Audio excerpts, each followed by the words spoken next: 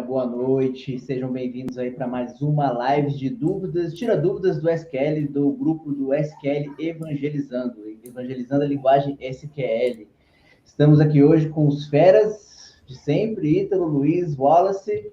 Hoje nós não temos ali a presença do nosso querido Quintela, mas quem sabe ele consegue entrar aí mais tarde. E, para quem não conhece a gente, vou começar me apresentando. Meu nome é Rafael, eu sou analista e engenheiro de dados. Minhas principais skills são mais direcionadas ao SQL, ou a cloud da AWS, Power BI, Python, a gente mexe também ali com Docker, com essa parte mais de engenharia de dados de forma geral, tá? E eu passo a palavra aí para o nosso próximo aí, quem quiser se manifestar.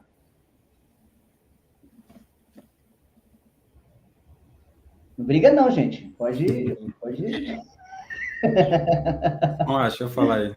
Boa noite, galera. Luiz Lima aqui, DBA aqui da Portani. E estamos aí para contribuir com os olhos de como se fosse um DBA, né? E vamos ver que tem bastante dúvida para a gente falar hoje também. É isso aí. Boa noite aí, pessoal. Ítalo Mesquita. Se vocês por acaso não me conhecem ainda, trabalho com SQL há algum tempo, uns 10, 12 anos por aí, já perdi as contas. Enfim, conheço um pouquinho aí de mais algumas outras coisas, mas principalmente SQL, principalmente SQL Server, Transaction SQL, e pronto, vamos aí para mais uma live aí para ajudar o pessoal. Bom, para quem não me conhece, meu nome é Wallace Camargo, hoje trabalho com foco em engenharia de dados, mas comecei como analista. Hoje trabalho mais focado ali com Python, Spark e tecnologias de Big Data, envolvendo, como o Rafael disse, Docker, Kubernetes, Databricks, enfim, as tecnologias aí de Big Data. E é basicamente isso. É isso aí, nosso querido Databricks. Antes de iniciar, o Ítalo tem um recado aí sobre uma live que ele vai fazer na sexta-feira. Ítalo, a palavra é sua aí, mande seu recado. É isso aí, a gente organizei uma live aí junto com a Ana Fabrício para falar aí sobre um treinamento mesmo de Transaction SQL aí, a SQL Server, e tudo gratuito, online, ao vivo, no YouTube, paga nada para participar, e a gente vai abordar lá inúmeros temas voltados não só a SQL Server, mas a banco de dados de uma maneira geral, como alguns conceitos aí super importantes sobre normalização de dados, sobre criação de modelo de dados, tipagem de dados, por que é importante a gente tipar os dados corretamente, alguns comandos aí de SQL mesmo, tanto padrão ANSI quanto um pouco mais específicos aí para Transaction SQL, mais voltados para SQL Server, né, que é uma ferramenta aí fantástica que a grande maioria das empresas usam, é uma das mais usadas mundialmente. E a gente vai ver alguns comandos, vamos ver algumas coisas. Vai ser sexta-feira, no caso no Brasil, vão ser às 20 horas. Então, quem puder participar aí, conta aí com a presença de todo mundo, vai ser super legal, e eu tenho certeza que se você não conhece, nunca mexeu em database, em banco de dados e nada, e, por exemplo, está aqui para uma dúvida aí no trabalho, ou está começando a aprender agora, eu tenho certeza que essa live vai ser super interessante, assim como as outras lives que a gente já fez aqui do projeto também do Evangelizando SQL, que eu também recomendo que assistam, muito boas também. E se você já está trabalhando na área, já conhece alguma coisa, também é importante, não só para reforçar algumas coisas, mas eu tenho certeza que eu vou falar coisas lá que talvez você nunca tenha parado para pensar, ou talvez você até não conheça. Então vale super a pena. Sexta-feira, às 20 horas, no horário de Brasília, né? Se for, por exemplo, aqui em Portugal, vão ser às 23 horas, gratuito, online, lá no meu canal do YouTube. Quem puder participar, vai lá, reserve esse horário na agenda, que vai ser show de bola a live. É isso aí, galera. Eu tô aproveitando e tô deixando aí o canal, deixei o canal do Ítalo no chat, tá? Tô deixando também o canal do Wallace, e vou deixar o canal do Luiz também, para vocês se inscreverem, tá? Tem o meu canal aqui, que vocês também estão vendo a live, não se esqueçam, aproveitem, né? Se você estiverem gostando, de se inscrever e de curtir a live. Falta só o do Luiz aqui, é Luiz Lima, né, Luiz? Isso, procurei. Eu te mando aqui no privado. Beleza. Galera, e assim, é super importante, tipo, você acompanhar, né, a gente, por exemplo, a gente faz live aqui, tá fazendo live aqui com mais frequência, né, até menos do que a gente gostaria, por conta do tempo, mas sempre algum de nós aqui tá postando algum vídeo lá, e não é só sobre SQL, o Wallace sempre posta vídeos lá com Python, com Databricks, com Spark, enfim.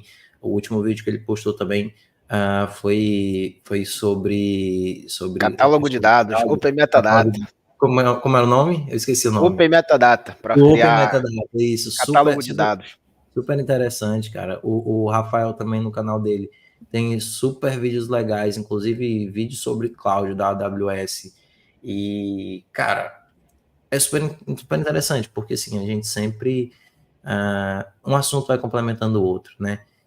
Quem gosta muito de ler, por exemplo, o Luiz, ele tem um blog também super da hora, cara. Eu sempre, às vezes, estou fazendo uma pesquisa ou outra, cai no blog do cara. Então, tem muita coisa interessante. Quem gosta de ler também tem blog. Então, tem muito conteúdo aqui que a gente acaba produzindo, tanto de audiovisual quanto conteúdo escrito mesmo, que vai ajudar muito, não só quem está começando, mas pessoas que já estão na área mesmo. Eu já estou, como eu já falei aí, eu estou há 10, 12 anos aí trabalhando, um pouco mais, um pouco menos por aí. E às vezes, cara, a gente não sabe de tudo, às vezes a gente vai dar uma pesquisada lá, entendeu? E cai no vídeo aí do colega, do amigo, no blog ali.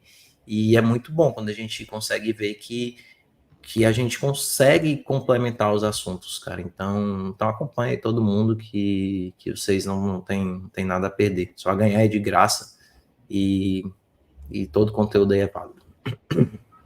Só fazer um comentário. Eu gostaria muito de conseguir parar aqui e gravar mais vídeos. Eu sou mais ativo no blog, no LinkedIn, né? Os caras aí que mandam ver aí no YouTube. E, cara, é muito difícil, igual a gente tem trabalho, tem família, tem nossa vida, e é complicado a gente conseguir parar. Eu tenho muita coisa aqui que eu gostaria de postar, gostaria de parar para ler. Tem um monte de livro ali atrás, ó, de SQL e tal, mas a gente tem que fazer tudo aqui, né? Fazer um malabarismo. A gente vai compartilhando à medida do possível, e as lives aí também é uma forma da gente parar ali aquele tempinho e conseguir ajudar a galera. É isso aí. O meu canal, eu tenho foco maior em AWS, mas eu vou expandir isso um pouco, pegando tecnologias de Big Data que complementam o AWS, ou seja, que trabalham em conjunto, né? Então, futuramente aí vocês vão ver vídeos relacionados com Airbyte, com Docker, Databricks, várias tecnologias que interagem e integram essa Modern Data Stack, né? Entre outras coisas. Todos relacionados a esse universo de dados, né, que a gente tem, que é muito, muito extenso. Bem, começando aqui as dúvidas, a gente vai estar respondendo algumas dúvidas que a gente recebeu, umas dúvidas que a gente recebeu há um tempo, tá? Mas vocês podem colocar novas perguntas, tá? Que a gente vai responder assim que a gente pode ir intercalando, ou a gente vai, assim que terminar essas perguntas que a gente for responder, a gente já entra nas que estão no chat, beleza? Então, vamos lá. A primeira pergunta da noite é a seguinte. A consulta que quero fazer tem relação com 7 tabelas relacionadas a me perco na questão das chaves primárias e estrangeiras. Lembrando que, gente, eu estou colando na íntegra, tá? Do jeito que a pessoa escreveu, eu coloquei aqui, tá? Então, basicamente, aí a dúvida da pessoa que enviou é sobre relacionamento, né, com muitas tabelas, e a pessoa acaba se perdendo. Eu vou abrir essa primeira pergunta, vou começar respondendo essa. Eu entendo que, vou falar sobre o meu trabalho, né, a forma com que eu trabalho de forma geral. A forma com que eu trabalho, eu faço uma debugada, eu debugo, né? Debugo a questão da quantidade de tabelas. Se eu tenho muitas tabelas, eu vou primeiro separar a questão das chaves, quais são as chaves primárias, quais são as chaves estrangeiras, e vou fazer relacionamento de duas em duas tabelas e vou testando para ver como elas vão se comportando. Né? Então, eu não vou chegar e tenho 7, já vou dar 7 de uma vez. Não, isso aí assim, não vai dar certo, provavelmente você vai se perder, você não vai entender o comportamento, você não vai entender se vai vir linha duplicada, você não vai entender se a linha está vindo duplicada por causa de uma outra coluna, o que faz com que a linha seja considerada uma linha única, enfim. Então, a minha visão, a minha opinião, né, não é nem a minha opinião, né, é a minha experiência nisso, é que faça relacionamentos de 2 em 2, faça os joins, né, de 2 em 2 primeiro, e vai vendo o comportamento para que você consiga fazer o restante, né, desses outros relacionamentos, e juntando uma terceira tabela, uma quarta e assim por diante. Essa é a minha resposta. É só um ponto assim, que é uma pergunta interessante, porque todo mundo que já quando começou a trabalhar já passou por problemas parecidos, né? E assim, o que a gente precisa entender é que, cara, o que o Rafa falou é perfeito. Quando a gente está falando de relacionamento entre tabelas, assim, existem exceções, mas essas exceções realmente são exceções, tá? Então, esquece a exceção e vamos para a regra. Via de regra, via geral, um relacionamento ele não é feito com mais de 2 tabelas, ele é feito somente com 2 tabelas. Você pode ter 30 tabelas. Cara, eu estou na minha tabela de vendas e quero relacionar com a vendedores. Legal, então é venda e vendedores. Se tiver 12 tabelas entre elas, não importa. O foco são 2, venda e vendedores. Como que eu relaciono essas duas? Legal, agora eu quero incluir uma terceira, que é produto. O vendedor esquece, porque agora é produto. Produto relaciona com quem? Com o vendedor ou com vendas? Com vendas. Então, esquece o vendedor, é sempre 2, tá? E outro ponto, o que eu costumo fazer? Na verdade, o que eu costumava? Hoje eu não faço mais tanto, mas a não ser que eu não conheça a base de dados, é mais comum. Eu pego um registro específico, né? Então, tipo, você vai fazer um relacionamento de uma tabela, 1 ou 2 é mais tranquilo, mas quando você pega mais tabelas, você monta um caminho. O que eu quero encontrar? O que eu quero ver nessas tabelas? Vou dar um exemplo aqui, padrão, que a gente usa sempre, né? Então, vendas. Legal, eu quero as vendas, o vendedor e produto. Legal. Então, se eu quero as vendas para o vendedor e produto, vamos logo na tabela de vendas, sem relacionamento nenhum, filtra por uma venda específica, vê lá o vendedor e vê lá o produto. E aí vai relacionando. Agora com o vendedor com vendas. Qual que é a coluna que relaciona as duas? E vai e vê se, por exemplo, era uma linha, tem que manter uma linha, porque uma venda, na teoria, não vai ter mais de um vendedor. Eram 10 linhas, tem que manter as 10 linhas. Tá? E aí, legal, agora eu vou incluir o produto. Esquece o vendedor, agora é produto e venda. Faz o relacionamento, entendeu? E aí vai analisando os resultados. E analisa com um filtro que retorne pouquíssimas linhas. De preferência, se puder retornar uma linha só, é melhor ainda. Porque, cara, é humanamente impossível você analisar 10 milhões de linhas. Você não consegue saber se aquilo está certo, entende? E outro ponto também que eu queria comentar é que, por exemplo, a relação com 7 tabelas. Vale muito a pena lembrar, assim, de ter atenção que às vezes você quer relacionar com 7 tabelas, mas você só precisa de 3. Eu vejo isso, é muito comum, entende? Você ter 7 tabelas, você relaciona lá com as 7, mas quando você vai olhar no final das contas, com 3 tabelas tu resolvi a query, tá? Então, a primeira coisa é quando você vê um número muito grande assim de tabelas, realmente ver se de fato você precisa, você está usando informações dessas tabelas, e aí fazer assim, passo a passo mesmo, que é tranquilo, é sucesso. Topzera. Show. Deixa eu complementar também. Acho que vocês foram muito felizes aí, essa questão de fazer tipo 1 a 1, acrescentando, ver aonde está duplicado. Às vezes tem 15, de 7 ainda é pouco. De vez em quando eu mando uns prints para os meninos aí, e a gente vai, tá lá, duplicou, comenta, sei lá, pega uns 5 de olhos e comenta, para você tentar ganhar tempo, né, para não ter que fazer um por um. Fala, ixi, não foi ainda, então vai subindo, né? E às vezes uma coisa para ajudar ali a você entender também os relacionamentos, as chaves, é talvez usar o diagrama lá do SQL, né, de tabelas.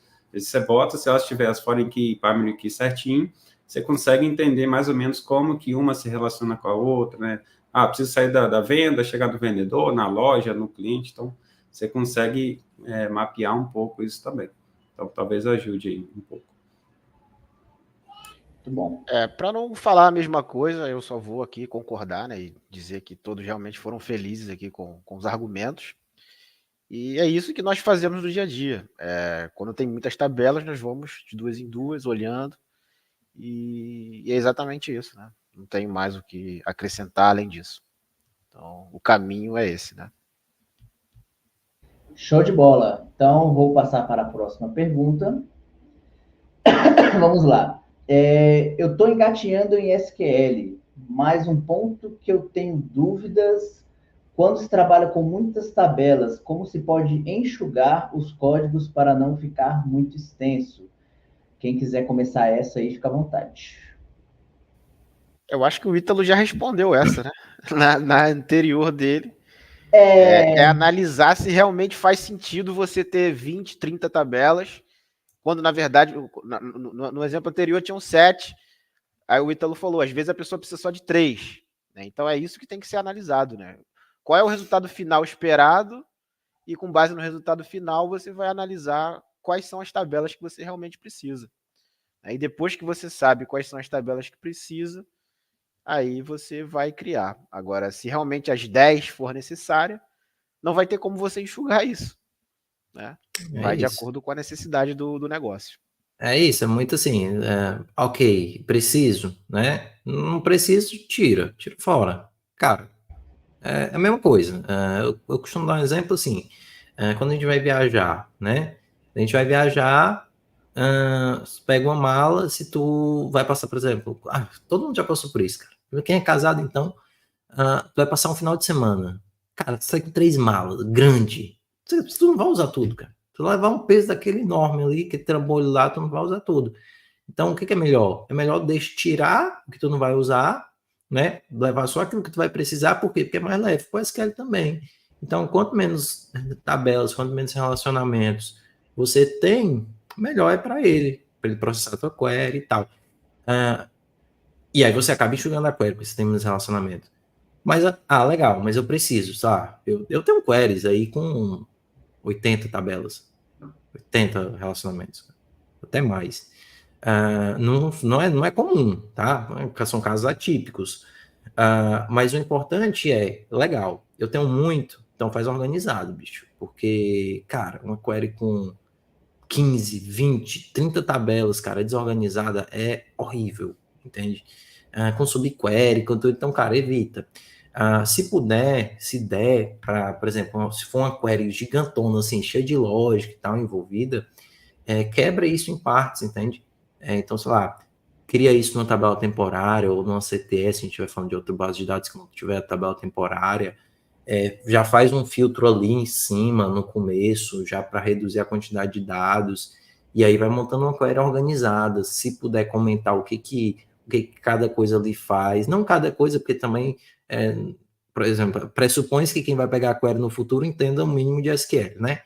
Mas, por exemplo, se tem uma lógica ali um pouco mais complexa, comenta o que aquela lógica faz, se tem um filtro ali, comenta o que aquele filtro faz, enfim, se estiver falando de SQL Server, cria uma temporária, cara, faz um comentário lá, dizendo, temporária para armazenar os clientes tal, para ganhar performance, ou já para reduzir a quantidade de registros aqui, enfim, para alguém que pegar futuro já tem uma ideia, entendeu? Não precisa ter que entender o código todo. Acho que é isso. Não tem muito como enxugar, mas tem como você organizar, né? Como você deixar ela mais legível. Eu pensei num negócio aqui que eu não sei se faz sentido nessa pergunta, mas eu sempre tento enxergar as coisas de uma maneira além, né? Eu não sei se aqui ele quis perguntar um pouco, talvez, sobre a reutilização de código, criar uma view, um story procedure. Eu não sei se ele pensou nessa possibilidade de uso, né? Aí eu acredito que o Luiz queira falar um pouco sobre isso, né? Eu ia comentar justamente isso. Se for algo que realmente não dá para enxugar e não tiver que ficar repetindo, bota uma view, né? Então é bem comum você ter alguns, dependendo, né, do seu ERP, do seu sistema ali, ele utilizar views, que é um código que vai ser utilizado em todos os lugares, sei lá, recuperar a informação do cliente, endereço, telefone, que teria que ter vários relacionamentos, para você não ter que ficar repetindo aquele código extenso, né? Você poder, talvez, utilizar uma view ou procedure, igual o Rafael comentou. o que eu ia comentar também, acho que até eu também já devo ter feito isso lá no início. Você vai fazer uma funcionalidade, tem uma outra que é parecida, você vai lá, Ctrl+C, Ctrl+V, tem lá trocentos caras, joins, né? Aproveita, isso aqui já traz o que eu quero. Tira as colunas e, tipo, tem os join, mas porque já trazia o resultado, só que às vezes você não conhece ali e tal. Isso aqui acho que bate até um pouco, Rafael, com o que o José Dias falou ali, ó, você conseguir marcar. Que ele falou, curiosidade no SQL. Marco sim. Eu ia marcar, eu tava só esperando você acabar de falar, na verdade. Tem exatamente a ver com isso, entendeu? E eu já vi também, então você monta ali, tem um join, tem um left join. Então, às vezes, o left join não é utilizado, aí o SQL tem lá a inteligência dele, não usa aquele cara, né? Ele tá ali, mas não, na prática, por debaixo dos panos, não está sendo utilizado. Podemos ter alguns casos desses. Né? É aquela coisa, assim, um pouco mais a fundo, normalmente ele remove, mas dependendo da query, é aquilo, né? Tipo, o SQL, ele tem muita coisa para fazer, então se a gente deixa uma query toda ruim lá para ele, cara, pode ser que ele não dê muito bom, então, assim, a gente tem que ajudar o cara a trabalhar. Eu não sei se tá dando para mostrar direito, eu tô um pouco doente, minha voz também não tá muito boa assim, mas se tiver O alguma pessoal coisa... comentou aqui que você tá meio fã, parece. Eu não tô achando, Eu não. passei a semana aí meio doente, mas pronto. Mas tá zerado que tem o MC. Só voltando ao meu assunto, o Luiz falou das views, mas só uma observação nas views, porque uma vez eu falei a mesma coisa disso de view, né? E aí eu peguei um cara criando view, eu disse, cara, você tá criando essa view? Não, porque o código é grande, eu vou criar uma view, que aí eu uso ela. Aí eu disse, tá, mas tu vai usar isso quantas vezes? Aonde que tu vai usar isso aí? Não, vou usar só aqui. Eu disse, tá, então não precisa de uma view. Porque assim, ó, pressupõe-se que quando você cria uma view, tá, o que vai acontecer? Vou criar uma view para usar uma vez. Vai ter problema? Não. Mas se é para criar uma vez, não precisa de uma view. Pressupõe que quando a gente cria uma view, seja uma coisa que você vai reutilizar, né? Então, tipo, sei lá, eu uso 2, 3 vezes, ou então eu uso todos os dias, eu crio essa query, eu tenho que fazer essa mesma query aqui, e eu não quero, por exemplo, salvar um script. Beleza, mas se você vai usar uma vez, ou então imagina, é um relatório que tá criando um relatório lá. E aí tu criou o relatório, tu pôs a query. Cara, se tu não vai mexer aquilo ali, enfim, talvez não faça sentido criar view. Então, lembra de view é para a gente reutilizar, né? Então, se é para executar uma vez, não vale a pena você criar uma view, executar e pronto. Aquele cara vai ficar morto lá e só ocupando lá o negócio quando tu expande o Object Explorer, um monte de view vai que não é usado e ninguém sabe para que serve, que acontece muito. Chegando nas empresas, um monte de objeto, procedure, view, função. O que essa view faz? Ah, não sei. Quem que usa? Ah, não sei. Aí tu pesquisa na database inteira, nenhuma procedure usa, nenhuma função usa view, nada usa view. Tu vai na aplicação, nada usa aquela view. Por que aquela view tá ali, entende? Ninguém sabe. E aí fica porque ninguém sabe, time que tá ganhando não se mexe, né? Então deixa lá. É o cemitério das views e o cemitério dos dashboards. Eu tô rindo aqui por causa disso. Eu falei, gente, tudo tem cemitério, né? Tudo tem lixo, né? Tem coisa que vai ficando. E quando tem as old, tabela, o Luiz já tem um monte. Eu mesmo. Tem lá. Old, o nome da tabela. Old, o nome da tabela. Não, tabela antiga. 24 do conto backup. Não dá. É só o que tem, cara. Pega demais. Eu costumava criar, tipo, underline, LV de Luiz Vitor e botar o nome, botar a data também. Eu também crio, só que assim, depois eu já deixo, tipo, beleza, vou esperar uma semana, e depois vou lá e apago. Aí o pessoal às vezes esquece. Nem sempre, né? E tipo, outra pessoa veio e diz, eita, não vou apagar, porque se tá aqui, estão usando. Cara, não tá, véio. Se é hoje, não tá usando. Se tá usando, tem que apagar mesmo e alguém tem que se ferrar, porque não é para ter uma tabela com o nome de hoje. E ainda fica aquela história, né? Tipo assim, aí o cara, porra, se eu apagar o log, vai parecer que fui eu, meu usuário, né? O cara ainda fica naquela pilha errada. Putz, vou ferrar com esse negócio aí. Não, pior é se apagar e começar a quebrar um monte de relatório, né? E aí você apagou e não tem backup, não tem nada, e a tabela foi para produção com o nome de old. É aquela higienização que devia ter feito desde o começo, a higienização demorou a ser feita demais e deixa, né? Exatamente. Uma das atividades... uma das atividades de DBA para ganhar espaço ali na base do cliente é justamente isso. Faça um select na systables lá e bota alguns padrões lá com like, BKP, old e tal. E, cara, de vez em quando a gente acha, entendeu? E, Vitor, ô, Luiz, pode dizer para mim, normalmente são as maiores. Sim, cara, igual, o cara vai fazer um update. Venda, de estoque, Uhum. de inventário, que alguém diz, eita, eu vou fazer uma coisa aqui, se der problema, eu não tenho como voltar. Aí fica lá, cara, quando espaço, velho. Fica lá. O problema é esse, que ninguém certeza, volta uma semana depois e vai apagar, né? Entendeu? A não ser É. que alguém vá lá, cara, como é que eu posso enxugar esse banco, né? E um último comentário que eu ia fazer sobre view é, às vezes, vou trocar para view que vai ficar mais rápido. A view nada mais é do que substituir ali para facilitar o código, né? Então, é questão de, igual comentário, de reescrita, só faz sentido se for realmente utilizar mais de uma vez, né? Tomar cuidado para não sair criando aí várias views e não deixar objetos para trás aí, igual a gente falou. Show de bola. Eu vou agora colocar aqui um comentário / pergunta do nosso amigo Regi. Inclusive, o Regi é um grande parceiro nosso, tá? É ele que produz todas as nossas artes. Então, quem estiver precisando aí de arte para o canal, para qualquer coisa, viu, gente? O cara manda bem demais. Pode contar com o Regi aí, falar com ele, que ele vai estar ajudando vocês e buscando a melhor solução. Bem, o Regi fez uma pergunta aqui que é a seguinte, vamos lá. Num post meu de SQL, acredito que ele diminuiu para poder caber tudo num lugar só. No post meu de SQL, comentaram: recomendo fortemente não usar o order by, pois no mundo real, bases têm milhões, bilhões de linhas. Logo, usar não será bom para a performance. Qual a opinião de vocês? Quem quer começar essa aí? Por isso pode começar, mas também eu falo, só uma coisa assim, tipo, eu vou só falar aqui rapidinho, o Luiz termina aí. Cara, tudo tem seus prós e seus contras, né? Então, assim, primeiro que é praticamente impossível você, onde você estiver trabalhando, você não usar o order by.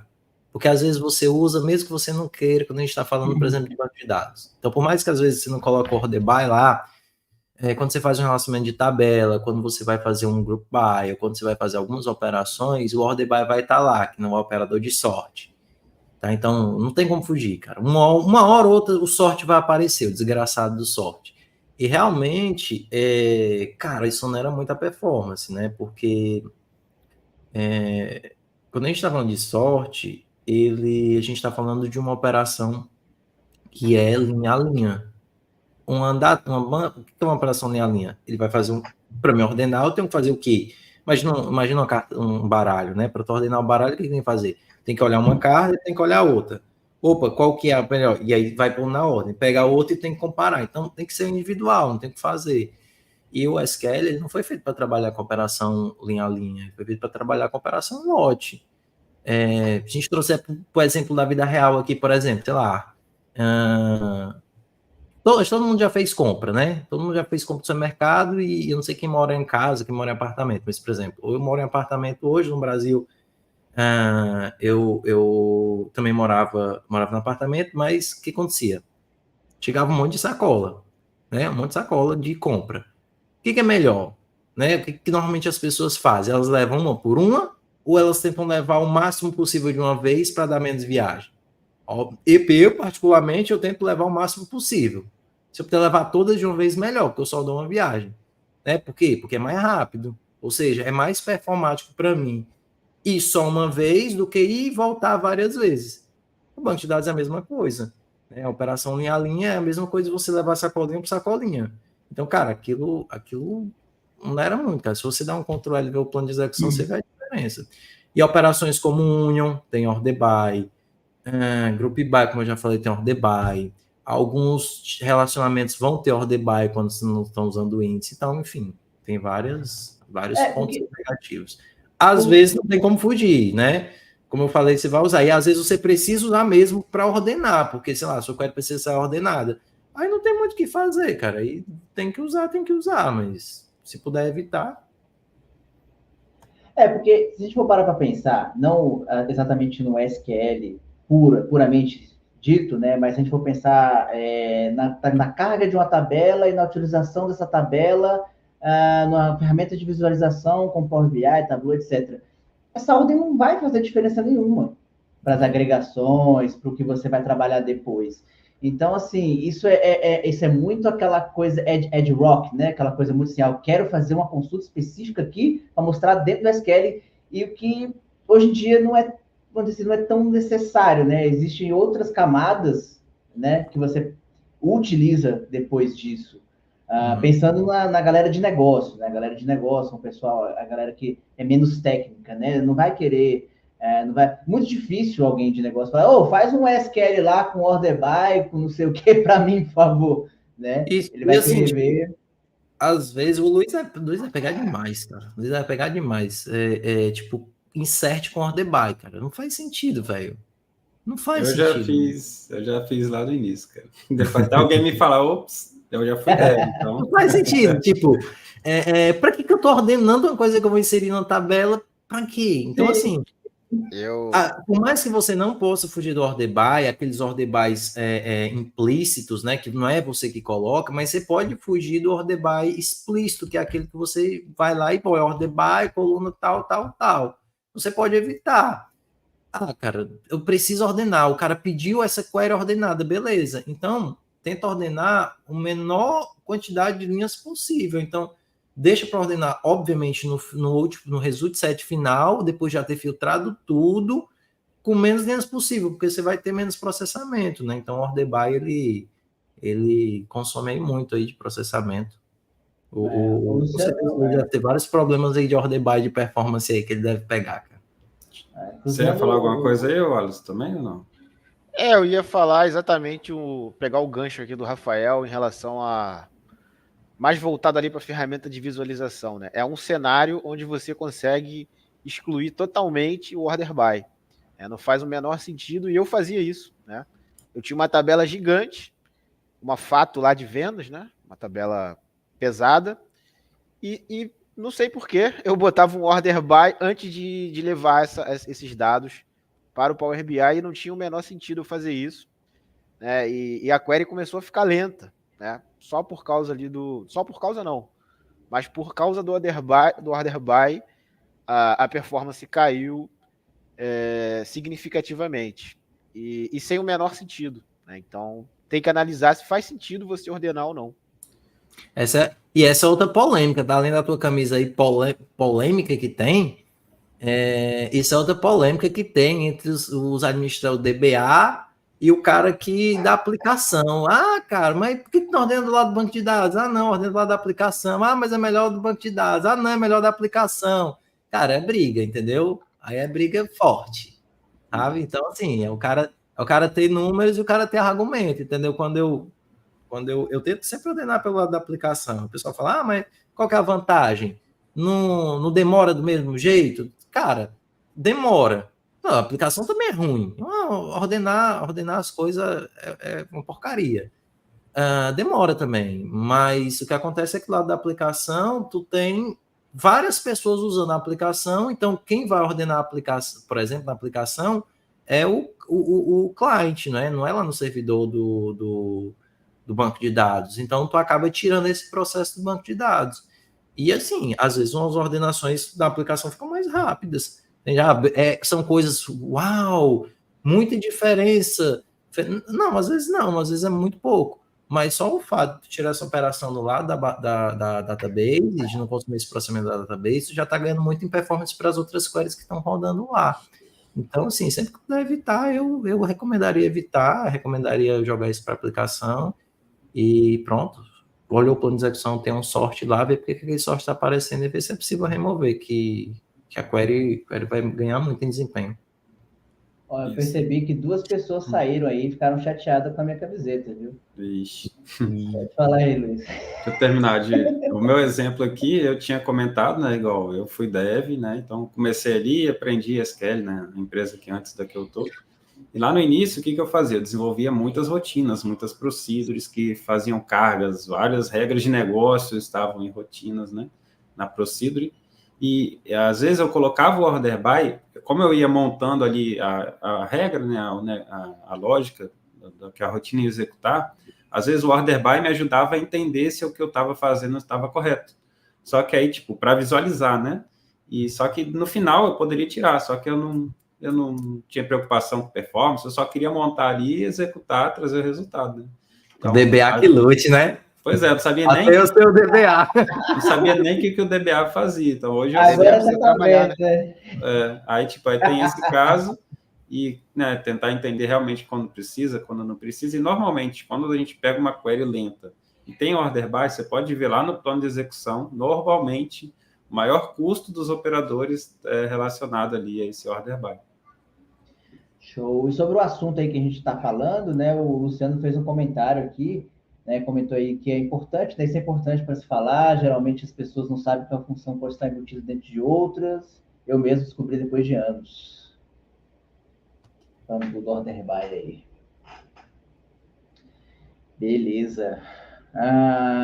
Vamos para a próxima pergunta da noite. Deixa eu falar da polêmica da sua camisa. Marco da tá. aí, ó. Mas aí, ó. Comentei mais cedo aqui. Excel não é banco de dados, então só para botar fogo, eu sou DBA e nunca administrei um Excel. Então, pronto. Como diria o pessoal, chupa! Tá dito, amigo.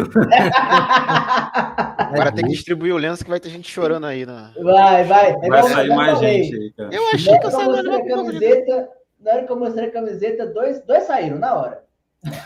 Mas, ó, aí assim, ó, a gente até tava falando, é aquela coisa. Cara, Excel não é banco de dados, ponto. Ponto, não tem argumento contra isso, tá? Existem pessoas e empresas que não têm outros recursos ou não precisam e fazem do Excel banco de dados. Isso é um ponto. Pode existir. Mas esse fato não quer dizer que Excel é banco de dados, tá? Então, assim, existem várias ferramentas aí que as pessoas fazem que são outra coisa e ela entrega, às vezes, resolve o problema dela naquele cenário, naquele momento, mas não quer dizer que aquela ferramenta que ele está usando como aquilo, por exemplo, de fato é, tá? É a mesma coisa do Excel, então... Cuidado. Pensando no que conversamos mais cedo,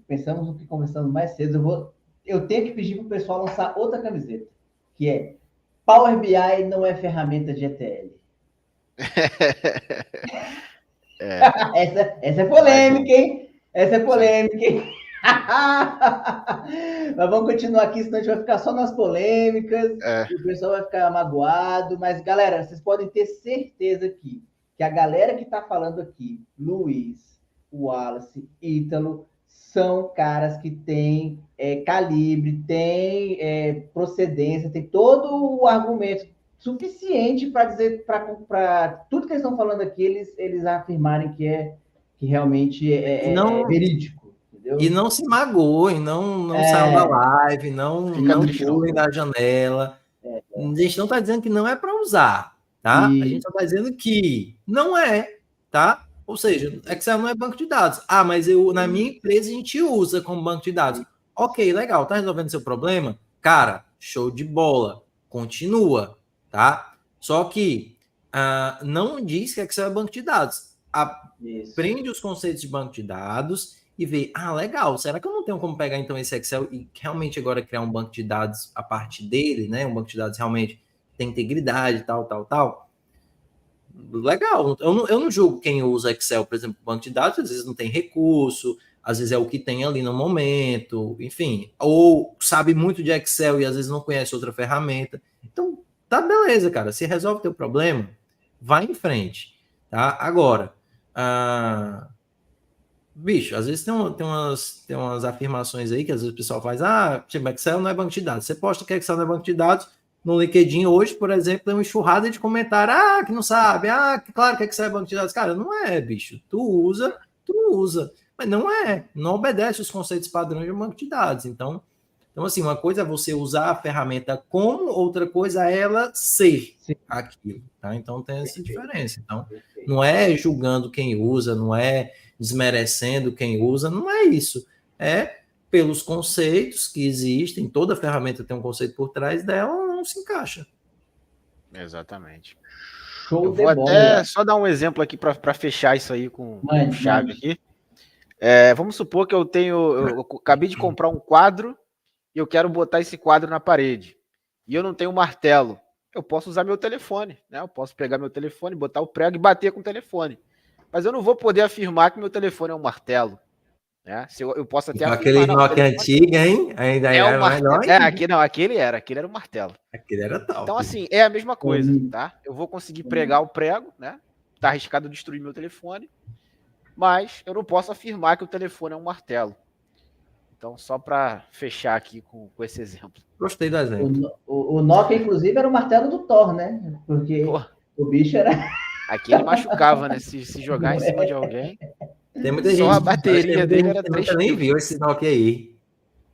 É, Era clássico. sim. Geração Z, eu acho que não viu, não. Aquele era o Z. melhorzinho, né? Porque tinha o outro que era o mais baratinho, né? Tinha o... Tanto que eu chamava de...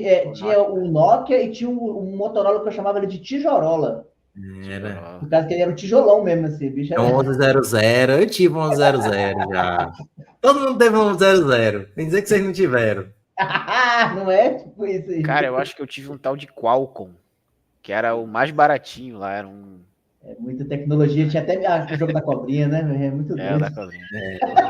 Cara, o melhor jogo que tinha até hoje. Não é? Bora ver aqui uma próxima pergunta, galera. Vamos lá. Próxima pergunta. Tem como dar update até chegar no registro X? Alguém de nós ainda não começou respondendo? Senão eu começo de novo. Eu volto a responder. Acho que eu não... acho que você não começou. Você já? Todo mundo? Tá. Acho que já. Mas posso começar. Vamos. Bom, essa é rápido, né? Acho que essa não... Da minha parte não tenho muito o que falar, mas com certeza. Você pode fazer tanto update, quanto delete, quanto insert em uma linha só, em um registro específico. Né? Então você consegue sim chegar a nível de linha e atualizar o dado, ou apagar aquele dado, enfim. Acho que qualquer operação você consegue. Eu ia até brincar, né? Se você usar o order by, você pode fazer um limite, né? E aí você vai saber até onde você quer apagar ou dar um update. Porque o order by vai deixar organizadinho, né? Mas não dá para brincar de fazer um negócio desse sem saber, né? Mesmo com limite ou assim, com offset, né? Que seja.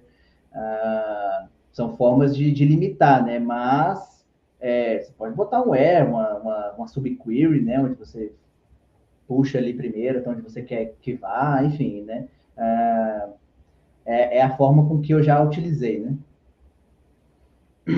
De preferência, faça isso sem o where, tá? Que aí vai fazer só num registro. Não, brincadeira. Brincadeira, não faça isso em casa, hein? É brincadeira. Não faça isso em casa, é ótimo, tipo as crianças, né? Não faça isso em casa. Não faça. Pode fazer e já prepara o backup ali, né? Certifique-se que tem um backup. Luiz e tu querem comentar alguma coisa sobre esse ou já, tipo, é isso Não, mesmo? É só uma observação, assim, que eu sempre, quando eu comecei, acho que todo mundo quando começa, né, você tem medo de fazer update, fazer delay, todo mundo tem. E isso é bom, porque com o passar do tempo você deixa de ter, e aí o problema é quando você deixa de ter, né, enquanto você tem, tá tudo certo, você nunca erra. Quando você deixa de ter, você começa a errar. Mas ok, isso é um detalhe. Então sempre tem um medo quando você vai fazer esse tipo de operação. Mas o ponto que eu queria dizer aqui é que update, insert ou delete, cara, isso não é uma coisa difícil, cara. Difícil é você montar uma query, porque assim, ó, se a gente for falar de update mesmo, normal, aquele update que acontece no dia a dia, tu tá lá no trabalho, alguém chegou, ei, tem que fazer um update aqui e tal. Não é update de uma linha. Não é, pelo menos no meu caso, eu tô falando aqui especificamente de mim, não é comum fazer update de uma linha, delete uma linha, insert uma linha. Eu faço em 2 milhões de linhas, em 10 mil linhas, em 100 mil linhas, tá?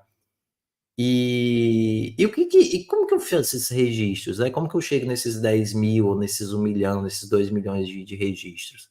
Cara, através de select. Então, assim, todo update, ele partiu de um select. É um select que virou um update, é um delete que é um select que virou um delete, é um select que virou um insert. Então, eu acho que o problema aqui é criar um bom select que traga os registros que você quer atualizar, que você quer inserir, que você quer apagar. E aí, legal, trouxe, validei e tal. Transformar isso em um update, ou em um delete, ou um insert, é a coisa mais simples do mundo, entende? Então, assim, o difícil é você chegar naquele registro através de um select, você fazer uma consulta que faça aquilo. Então, o que eu particularmente sempre fiz, e até hoje faço, aí são 12 anos trabalhando com SQL, e eu faço isso sempre, até hoje, em 12 anos eu faço a mesma coisa e nunca deu erro. Cara, eu tenho que fazer um update, se é um update assim, legal, às vezes tem um update mais simples eu não faço, mas normalmente os updates eu faço o quê? Eu faço a consultazinha, vou vendo lá no result set o que ele está me retornando e digo, legal, realmente é isso que eu quero atualizar, ou realmente é isso que eu quero apagar. E aí eu só pego, comento select as colunas from, por exemplo, e boto update, set a coluna e o valor que ela vai receber, que é o mesmo valor, coincidentemente, que estava lá no meu select. Então, só copio lá das colunas, né, do result set que eu coloquei para ter no output, e colo lá no lado da coluna que vai receber a informação, entende? Então, é assim, cara, é muito select. Eu acho que o update é isso. Até chegar no registro X, legal, faz um select que você consiga ter esses X registros que você quer, né? Seja filtrando com R, seja com IN, enfim, o que for, né? E aí, a partir disso, transforma num update. Show. E eu faço também a mesma coisa e, né, igual falou, não pode perder o meu. Tem que sempre usar o begin tran, valida, faz o select, retornou 100. Aí faz embaixo o update, fez a mesma quantidade. Faz, às vezes, o select depois para confirmar se realmente mudou, né? E aí sim, só no final, não, fiz errado, dá o rollback, né? Tomar cuidado ali para não deixar a transação aberta, não gerar locks, né? Dependendo do que você estiver mudando, e realmente só comitar se tiver tudo ok.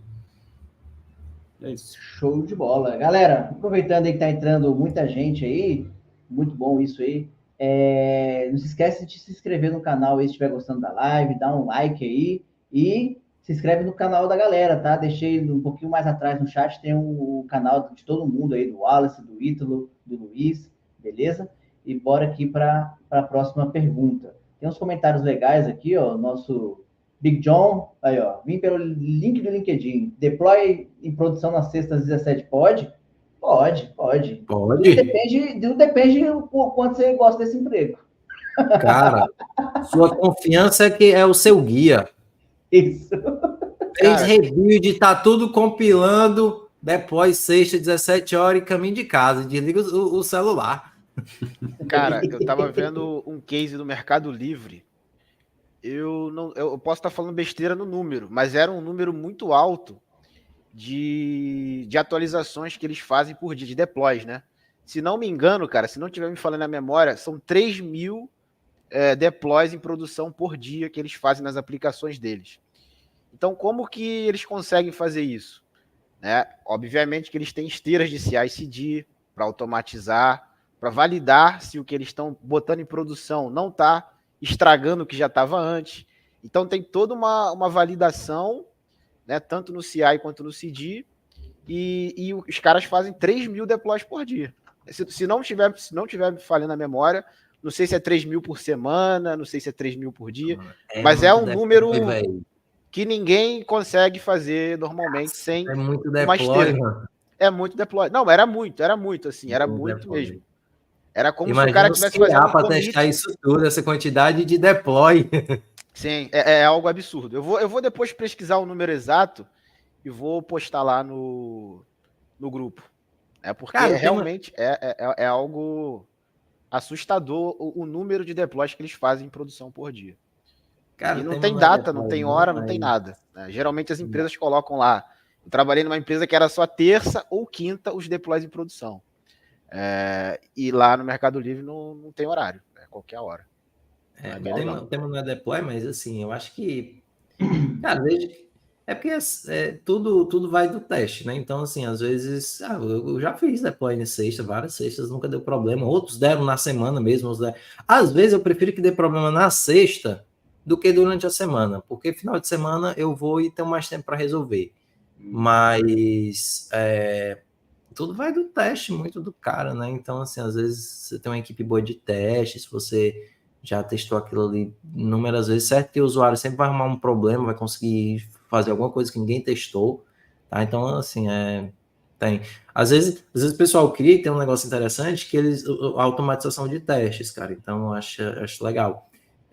Lá na empresa, a gente está fazendo isso, esse processo de automatização pronto, ok, vai ter deploy. Então, tem uma esteira de testes que ele vai executar, entendeu? E aí, toda vida que acontece um erro novo, a gente cadastra esse teste. E aí, no próximo deploy, já vai testar aquilo, entende? Então, corrigiu realmente o que corrigiu, enfim. Mas Olha aí, muito cuidado, né? Olha, o Big John disse que é proibido por contrato na empresa dele. Eu nunca tinha visto isso. Pô, tem que contratar, então, o cara lá, o devopeiro lá do Mercado Livre, pô. Ele vai resolver isso aí pra vocês aí. Vai, pois é. O quanto vai custar... Mas, cara, mas é louco, quando tu tem um time mesmo, tipo, tá muito alinhado, e tu tem um processo, tipo esse do Mercado Livre, que eu não conhecia, mas o Wallace falou, sim, mas que você tá tudo em esteira, cara, tu vai fazer deploy por segundo ali, tu aperta o botão, ó, e faz deploy. Porque, cara, não é um assunto não da live, mas, por exemplo, tem processos que são tão loucos que, cara, tu nem consegue subir um código errado. Tu nem consegue. Porque já tem uns testes embutidos, já bate no teste, já volta. Cara, tem uns processos que são muito, muito, muito fera mesmo, entendeu? Sim. Aí pode fazer deploy toda hora. Cara, você não consegue nem, por exemplo, eu tô desenvolvendo aqui e você é o team leader. Eu desenvolvi, fiz o pull request. Se o código não tiver legal, nem compilou, você nem vai perder tempo olhando o código. Ele nem passa, ele volta. Eu acho que o Luciano Borba, se ele tiver aí, ele até gravou um vídeo disso, que é o pré-commit. O código nem compilou, cara. Então não vou fazer o team leader perder tempo vindo analisar meu código, porque ele nem compilou. Ele nem roda, não tem... Code review então, de uma coisa o cara que só tá vai revisar se o código estiver pelo menos executando, né? Então, processos estruturados. Isso é interessante. São abordagens bem legais. Quando eu comecei, eu era dev, né? Então tinha atualizações do sistema. Aí era até engraçado que a gente era meio que isso que o Big John comentou aí. O processo lá era toda terça e quinta, se eu não me engano, e tinha que chegar cedo, era sempre no início do dia, chegava o desenvolvedor que fez a alteração, né, para estar ali, se der algum problema, ele validar, e o pessoal da infra, que tinha que pegar os arquivinhos, talvez não era tão automatizado assim ainda, né, e realmente a gente evitava na sexta, tem os dois pontos, né, igual o Ítalo falou, se der problema, daria para analisar ali no final de semana, não sei, né, e tem o contrário, que é justamente não mexer no final de semana também. Né? Então a gente era a opção 1 lá, de fazer e acompanhar, e evitar também isso daí na sexta. Cara, um negócio... Uma galera aí... E às vezes tem coisa que funciona no final de semana também, cara, e ferrou. Aí, tipo, tu tem... Beleza, tem mais tempo, mas tu tem a equipe reduzida e tu tem o pessoal usando, aí não tem jeito, velho.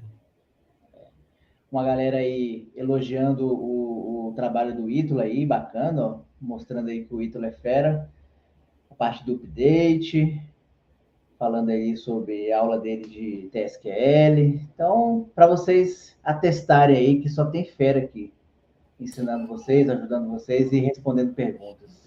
Tem uma legal aí, Rafael, do Expurgo. Tinha uma de Expurgo que era do David, eu acho que é dele. Deixa eu ver. Davidson Roberto. Podem Vou falar sobre... Aqui, beleza, achei. Sobre Expurgo. Aí, Davidson, não sei se tiver aí ainda, quiser comentar exatamente. Ítalo, eu só puxei aqui, quer comentar alguns tipos de Expurgo. Acho que talvez essa é a ideia dele, né? Com essa dúvida. Sobre Expurgo no SQL. Depende do tipo de Expurgo, né? Existem alguns tipos. Tipo, tem um Expurgo tipo, cara, eu quero me livrar desse troço, eu não vou mais usar para nada. Sai fora. Tem outros que o cara quer guardar o histórico, né? Tipo, isso aqui eu não uso mais, mas sei lá. vai que, né?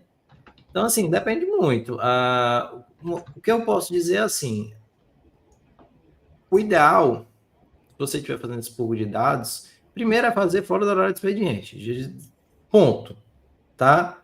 Porque se tu inventar de fazer um delete numa tabela grande com muitas linhas, aquilo vai dar lock, aquilo vai parar um monte de coisa. Então, tipo, fora do horário de expediente, final de semana. Pronto, é uma ótima coisa para se fazer sexta-feira depois do expediente. E deixar lá o final de semana para acompanhar. Se for possível, às vezes, né? Eu já, por exemplo, já peguei casos que eu tinha que apagar informações de uma tabela, ela era gigante, gigante. Um delete nas linhas demorava, cara, 12 horas nas linhas, enfim. Então, às vezes, vale mais a pena criar uma nova tabela e inserir só as informações que você quer, né? E depois apagar outra tabela ou renomear ou qualquer coisa assim. Se for para levar para outra database, outro servidor, também tem que avaliar e pronto. Mas tem alguns cenários, né? Por exemplo, normalmente o que eu faço? Testo antes. Se eu tenho janela para correr esse final de semana e eu preciso, por exemplo, só apagar, legal, eu apago, deixo o delete lá executando, no horário que ninguém está usando e vida que segue. Se eu vejo que aquilo demora muito, que está atrapalhando alguns processos e tudo, o que eu tento fazer para minimizar isso? Exatamente o que eu falei, eu crio uma tabela exatamente igual, renomeio a tabela antiga, pego as informações da antiga e insiro na nova, só as que vão ficar, por exemplo, as que eu queria apagar vão ficar lá, porque aí ou já fica de backup, né, que é aquelas BKP que a gente falou, né, pronto.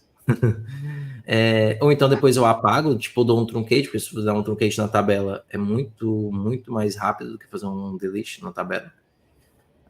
Se for para levar para outro servidor, aí pronto, não tem muito o que fazer. Tem que fazer um insert lá e depois fazer o delete, mas, tipo, é janela, né? Tem que ter tempo, ver como é que aquilo funciona.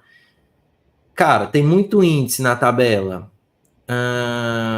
E eu vejo que tá demorando muito.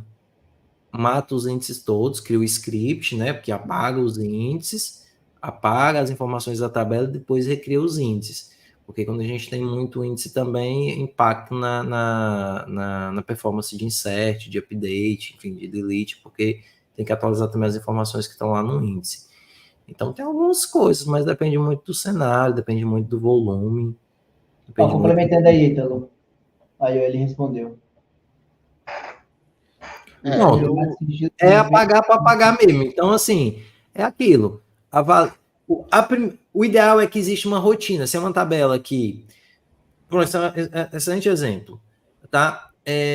Se é algo que é para limpeza, então a gente pressupõe que são dados que eu, depois de X tempo, eu não preciso mais usar eles, tá? Então, se eu deixar acumular, por exemplo, 10 anos para me apagar, cara, apaga de 6 em 6 meses, entendeu? Põe a data de corte, se aquela data de corte for ok, põe de 6 em 6 meses, já cria uma rotina automática para ir apagando isso de 6 em 6 meses. Porque como o volume é pequeno, a operação vai ser mais rápida.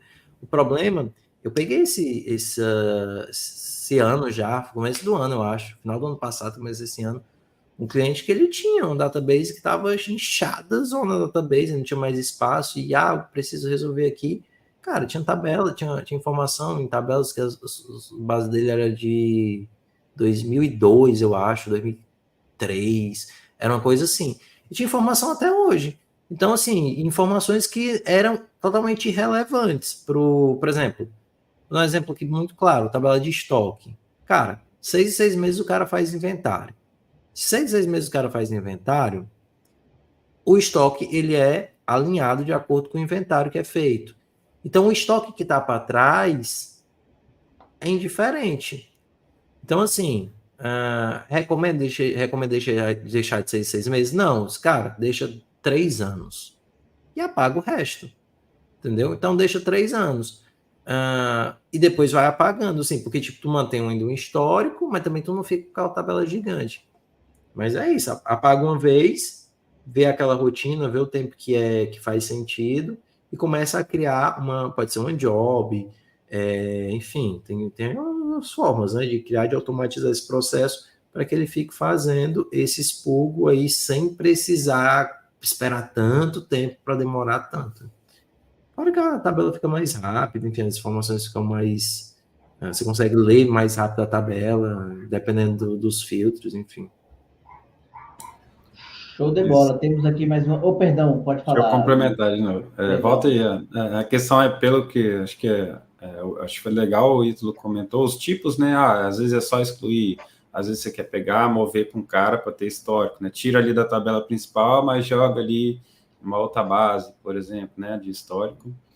E isso que ele falou também, tipo, tem cliente que às vezes quer tirar lá mensal, só que, tipo, se você esperar 30 dias, você vai pagar 30 milhões de registros. O que é melhor? Você vai pagar 30 milhões de uma vez, ou todo dia vir ali olhar 30 dias para trás e você vai sempre pagando um dia, né? Então, o tempo que vai ficar ali podendo gerar lock, alguma coisa assim, eu particularmente gosto muito dessa visão de apagando dia a dia, né? Que as operações ficam menores, o impacto é menor. Do log. O log não vai bombar e tal, e bota no jobzinho ali e segue a vida, né? E uma atividade, de novo, de DBA, vamos enxugar o banco, lista o top 10, pega as maiores, eu bato o nome na tabela, vejo o log, eu já ligo um alertinho ali, que às vezes é só o log do sistema, o cara acessou a tela. Aí não precisa ter lá 20 anos, né? Sei lá, 10 anos. Então, cara, deixa 6 meses, deixa um mês, entendeu? Então, isso aí também, às vezes, você consegue a melhoria com uma coisa besta, né? Que às vezes faz uma diferença. Eu já peguei uma tabela de log, tinha mais de 1 tera. Era a base e era a tabela de log. A gente limpou e a base reduziu drasticamente. Aí, ocupando espaço à toa, né? Esse cliente que eu peguei tinha tudo que o usuário clicava tinha log, cara. E ninguém nunca olhou o log. Essa beleza, para a tabela de log. Ninguém quer saber disso. Política de gente sistemática. Agora, tem uma coisa importante. Eu acho até que o Luiz vai conseguir responder isso melhor do que eu. Ainda falando do expurgo, imagina, eu tenho 1 tera na minha tabela. E aí eu apaguei uma porrada de linha lá. Eu acho que a tabela vai continuar ocupando 1 tera, porque nesse caso, eu acho que teria que fazer o shrink, né, Luiz? No arquivo da base, né, você diz. Isso. Então, cuidar, é bom reforçar também, né? Bem é só apagar que, apaguei ali 1 tera, vou liberar 1 tera. Não. Isso aí vale tanto para expurgo, né? E também para compressão de dados. É outra coisa, mas é semelhante ali. Você vai pegar, vai reduzir. Então, a base tinha lá, sei lá, 50 GB, reduziu 20. Mas o arquivo físico está lá com aquilo. Se você olhar a informação, ele vai ver que dentro dele tem um espaço livre. Aí você vai ocupando ele aos poucos, né? Ou você vê, vou ganhar esse espaço. Aí você faz um shrink. Só tem que tomar cuidado, que o shrink tem outras coisas também, mas já foge da pergunta. O que eu ia dizer do shrink é que se você não está precisando de espaço em disco, não faz o shrink. Eu estou precisando de espaço em disco. Aí beleza, aí faz, não tem jeito, né? Tem que liberar espaço. Às vezes o disco, você faz isso também para o disco estar ali 80%, 90%. Então você não está com a folga, dependendo, né? Se não for muito grande o disco, mas está com poucos gigas ali. Aí talvez é válido fazer o expurgo, fazer o shrink. Se não, deixa ali, porque com o passar do tempo ele vai crescer. Se tiver pouco espaço para liberar, não vale a pena rodar shrink também. Então é uma ótima dica aí para a questão do expurgo. Aí tem um complemento aí, do José, né, falando sobre essa questão que você comentou, né, que mover para a respectiva tabela de histórico em outro banco de dados, o que tem que ser apagado são informações que podem ser úteis para só complementar, volta esse anterior. Não, é só porque porque é o resto da resposta, só por isso. Tá. Para fazer histórico, é bom você separar da base, não adianta você... vou mudar de tabela, a base fica gigante do mesmo jeito. Então, a ideia é você, né, deu um crash, deu um problema, você precisa restaurar. Aqueles teras lá que é histórico, você voltar à sua base, então vai ser muito melhor se esse histórico estiver em outra base, né? De preferência em outro disco também, tá? Tudo outro. Tudo outro, Show. Uma pergunta aqui do Getúlio. Galera, boa noite. Dúvida: o que pode gerar Excessive Memory Grant em um plano de execução? Bem, nunca aconteceu comigo, mas eu acredito que tem a ver com performance isso aí, né? Deve ser uma alocação de recursos além do necessário. Vocês já tiveram esse problema, então vocês digam aí. É isso mesmo? Mais ou menos? Aí eu também nunca vi, não. Aí, passa a palavra aí para a rapaziada, que esse aí Nunca vi também. Nunca cheguei nesse ponto, não. Cara, eu sei que é de performance também, de cabeça, eu não vou saber responder. Vou ver, talvez o Fabiano tenha algum post aqui específico sobre isso. Não sei se o Com Ítalo... certeza o Fabiano tem. Absoluta certeza. Agora que tu fala o nome do Fabiano é que eu não respondo mesmo. Eu prefiro me abster aqui do que falar alguma besteira aí. Não, agora fala o nome do Fabiano é que eu tô até medo de responder. O Fabiano é fera. Se vocês não conhecem o Fabiano, eu recomendo que vocês procurem urgentemente qualquer coisa do Fabiano, que o cara é muito fera. E por acaso agora ele também tá na Powertime, né? Aí sim, aí sim. É de Ah, vantagem, sempre tá né? aqui, né? Full time ainda não, infelizmente, mas a gente Mas é perturba questão ele. de tempo agora, já que já começou, é questão de tempo. O que esse cara faz em 1 hora, eu tenho que levar 3 anos para fazer. Uma hora dele é 10, 20 horas do Luiz. Tipo isso aí. Show. Então, vou passar para as perguntas gerais, já que não tem nenhuma outra agora, por enquanto, pelo menos no chat. A próxima é o seguinte. É só uma coisa assim, claro. bem por cima disso, né? Por exemplo, esse do Memory Grant, tá. depois vocês pesquisam aí mais a fundo, mas é porque tipo, é uma coisa um pouco mais específica, né? Mas isso normalmente vai acontecer porque assim, quando o SQL ele vai executar essa query, né? Ele passa pelo processo de otimização. Vou tentar explicar aqui como é que eu vou explicar isso. Ele passa pelo processo de otimização e ele imagina, de acordo com os dados que ele tem, que ele vai precisar de um número, de uma determinada quantidade de memória, né? Então, assim, legal. Para mim te entregar esse resultado, eu preciso de X de memória. Show de bola. Só que, às vezes, quando ele vai executar de fato a query, vai pôr em prática o plano de execução que ele gerou, supostamente com aquele X de memória, ele não precisa do X, ele precisa do 2X. Por quê? Pode ter estatística que está desatualizada, pode ser que problema com índice, fragmentação de índice, tem inúmeras coisas. Pode ser que ele nem chegou que o query é tão complexo e tal, que ele não conseguiu analisar a melhor possibilidade, aí te gerou um plano ali meia boca, entende? Enfim.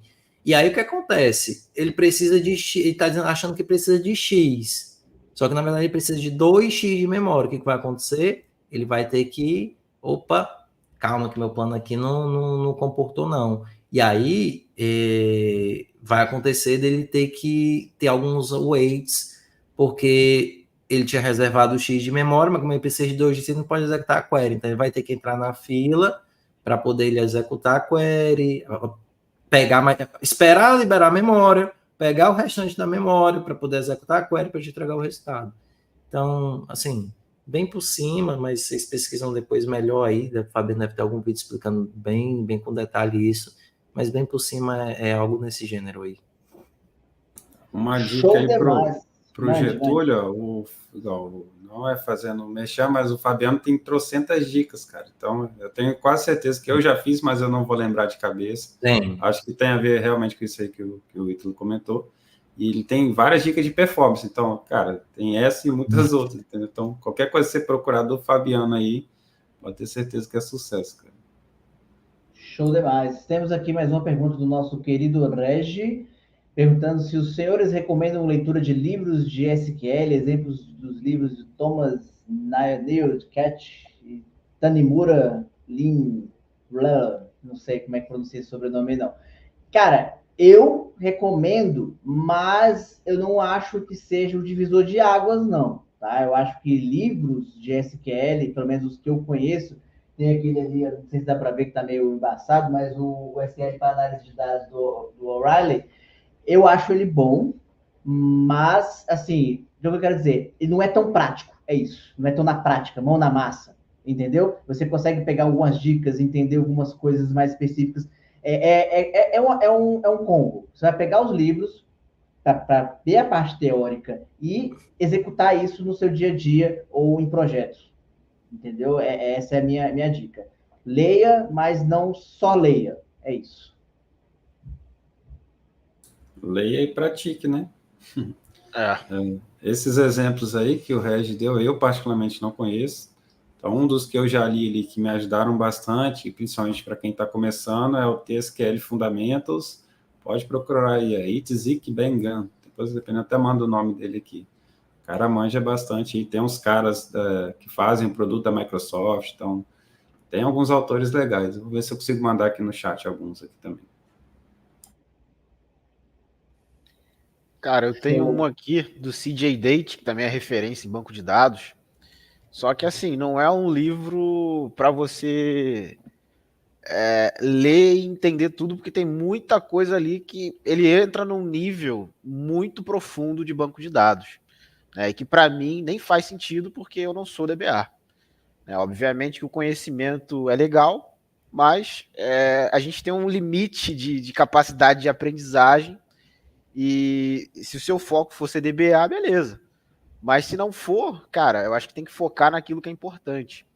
Então, assim, eu uso mais como uma fonte de consulta. Né? Se eu precisar fazer algo específico, eu sei que ali tá, ali tem, né? O que eu preciso fazer para resolver aquele determinado problema. Então, é uma leitura complexa, né? Uma leitura que assim, é muito profunda em banco de dados mesmo, né? Então, o CJ Date, cara, ele entra num nível ali, fala de vetor, não sei o que, umas coisas meio para quem quer chegar num nível mais avançado mesmo, assim, de complexidade, né? Eu acho importante esse comentário do Wallace. Desculpa, Wallace, você terminou, mestre? Não, já. Era isso, né? Ele é mais como uma fonte de consulta e cara, eu até parei porque, pô, eu não vou aproveitar aquilo, né? Mas é um livro excelente. E ó, fala com o Fabiano aí. E para quem quer performance também, tem um livro do Fabiano que ele escreveu. Aqui eu acho que é com. Bom, não sei, mas tá aqui o nomezinho aqui, não sei se dá para ver, depois vou mandar aí no chat, que eu tenho aqui, inclusive, estou lendo um livro do Fabiano, Amorim, escrito em inglês, mas é bom que eu pratico meu inglês. Depois eu vou ver se eu mando o link para vocês. Tem ele e tem outro também que eu tô lendo sobre performance. Cara, eu tenho esse aqui, ó. Cadê? Não sei se dá para ver aí, acho que eu desapareci. Ó, esse aqui, ó. SQL Server Query Optimizer e o do Fabiano, que é o Complete Show Plan Operations. Pô, essa tecnologia que você está usando, Wallace, é bom para as dailies, né? Essa aqui eu fico um homem invisível. Cara, tem esse aqui. Né? Não tá aparecendo muito. Mostrar. Acho que vai ter que tirar o chroma, hein? Vai ter que mostrar aí. Porra, tem esse. Aí, esse aqui aparece, ó.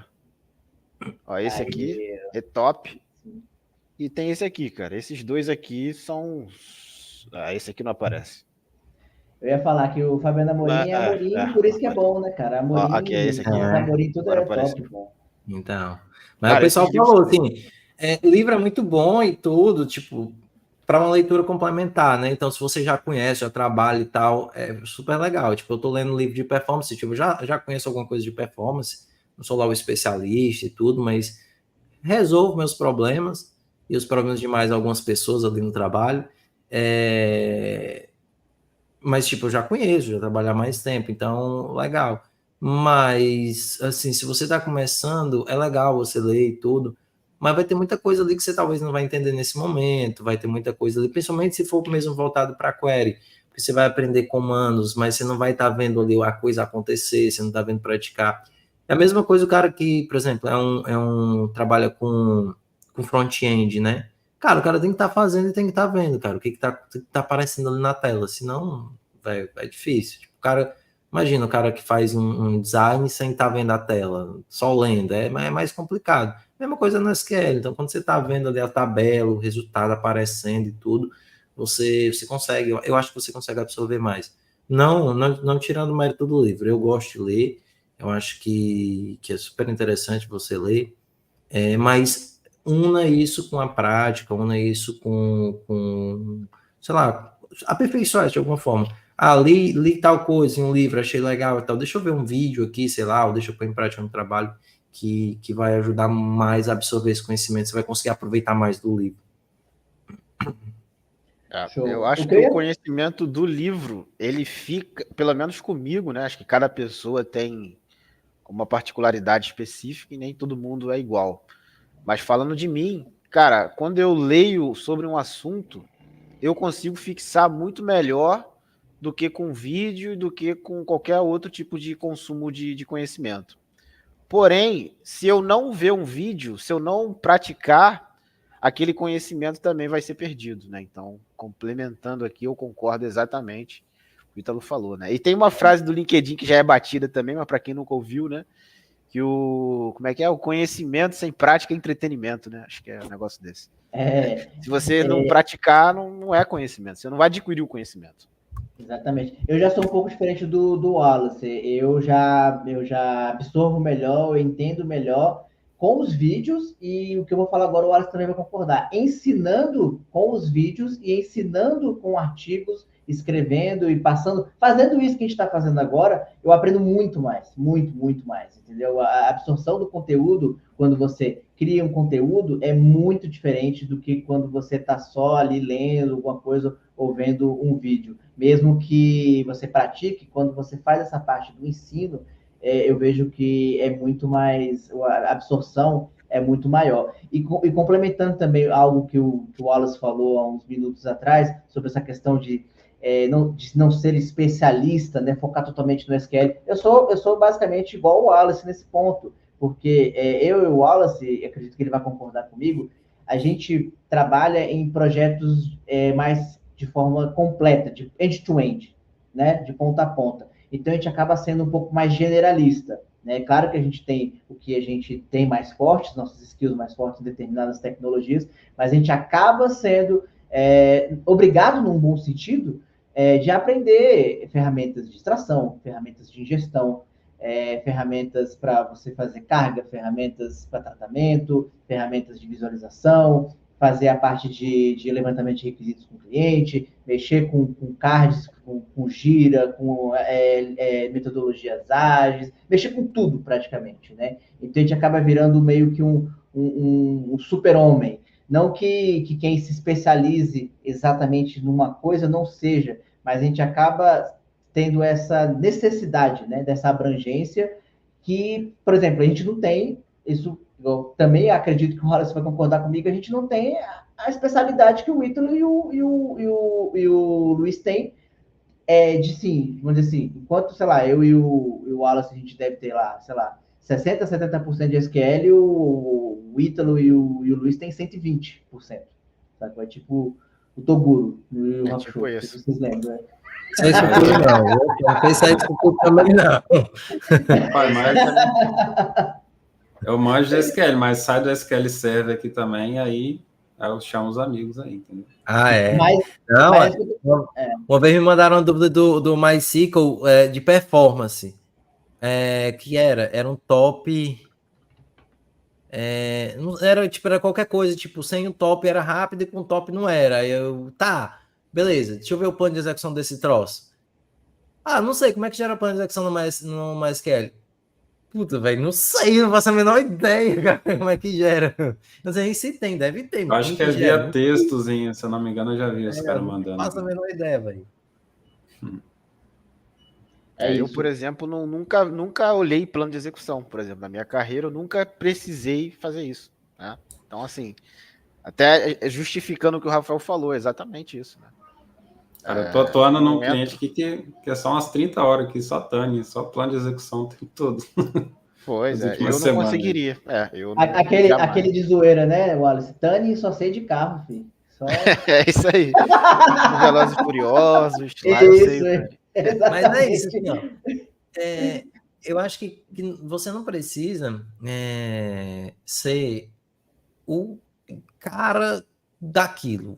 Acho que você precisa conhecer aquilo, você precisa saber e você precisa saber pesquisar. Eu acho que a grande chave é, tipo, saber pesquisar, cara, porque ninguém sabe tudo, velho. Tipo, eu vou pegar, por exemplo, tem uma pergunta aqui que o Getúlio fez aqui, que eu tava lendo aqui. Cara, eu não faço a menor ideia de como responder essa pergunta. Eu não faço a menor ideia.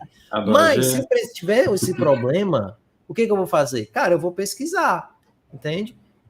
Então, assim, eu, por exemplo, eu nunca usei PySpark. O Wallace já usou, entendeu? Então, um dia, se eu precisar usar o PySpark, eu tenho... beleza. Eu vou conseguir fazer igual o Wallace? Provavelmente não, porque o Wallace só trabalha mais tempo com isso. Enfim, ele faz isso no dia a dia dele. Eu nunca fiz. Mas eu tenho certeza que eu vou resolver. Vai demorar mais, mas eu vou resolver. Um exemplo prático mesmo, eu trabalho com banco de dados, mas eu também faço desenvolvimento. Eu sou especialista em desenvolvimento .NET? Não sou. Eu crio alguma coisa, entendeu? Eu otimizo algumas coisas em .NET, então alguma coisa que precisa criar, eu vou lá e crio. Putz, vai tá dando problema nesse projeto aqui, então consegue ver? Consigo.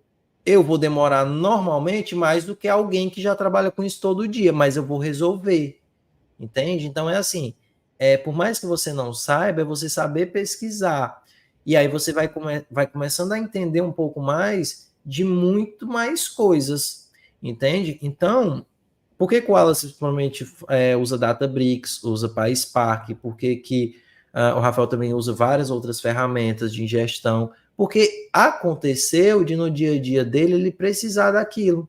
E o cara foi lá e foi atrás de aprender e pôs em prática, e os caras hoje trabalham com isso. A mesma coisa acontece comigo, a mesma coisa acontece com o Luiz, a mesma coisa acontece com a maioria dos profissionais hoje que trabalham na área. Você aprende alguma coisa, e aí vai aparecendo coisas novas e vai aprendendo sobre demanda, o que é muito interessante, porque você não é um conhecimento que você vai aprender agora e vai ficar parado ali, você vai estar usando, e realmente aí você vai aprender. Eu acho que, eu participei da live, acho que foi com o Shalom, que alguém perguntou assim, e quando que eu acho que eu estou preparado? Cara, você vai estar preparado nunca, velho. Se você for esperar estar preparado, nunca você vai estar preparado. Sempre vai ter uma ferramenta nova, vai ter um conceito novo, vai ter uma metodologia nova, vai ter um plugin novo, vai ter um comando novo. Cara, você nunca vai estar preparado. É assim, sabe a conceito, eu sei ali usar, se me der um problema e eu não souber resolver, eu sei pesquisar e eu vou conseguir resolver. É isso que é você estar preparado. É você se sentir capaz de resolver o problema, por mais que você não saiba como resolver ele nesse momento. Mas você sabe que você vai pesquisar, você vai tentar, você tem aqueles conceitos ali, você vai conseguir. Então é isso.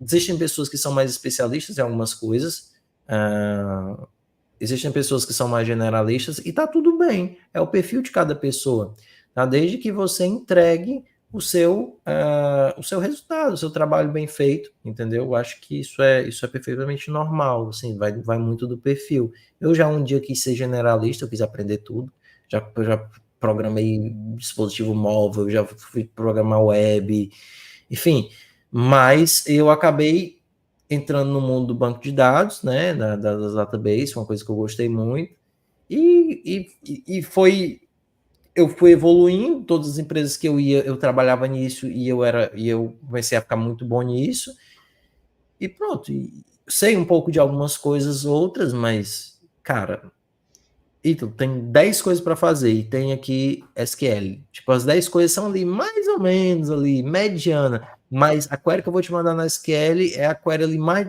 difícil pra caramba, eu vou pegar a query do SQL. Por quê? Porque eu já trabalho com isso há muito tempo, entende? Então é isso, é muito questão de prática, entende? Então, quando você trabalha com mais ferramentas, você pratica mais ferramentas, você tem mais tempo ali imerso naquelas ferramentas e você consegue absorver mais. Então, é muito isso. Aprender o básico e aprendendo sobre demanda que você vai encontrar em um bom caminho. E só para fechar, a não ser que alguém queira falar depois de mim também, não tem problema, mas só para fechar, complementando isso que o Ítalo falou, né? Outra coisa que eu sempre falo pro pessoal, galera, não se emociona com ferramenta não, gente. Ferramenta vai e volta. Tem que se emocionar com os fundamentos, com os conceitos, com que toda ferramenta vai girar em torno. Cara, nossa, eu vejo, às vezes saiu uma novidade na ferramenta X.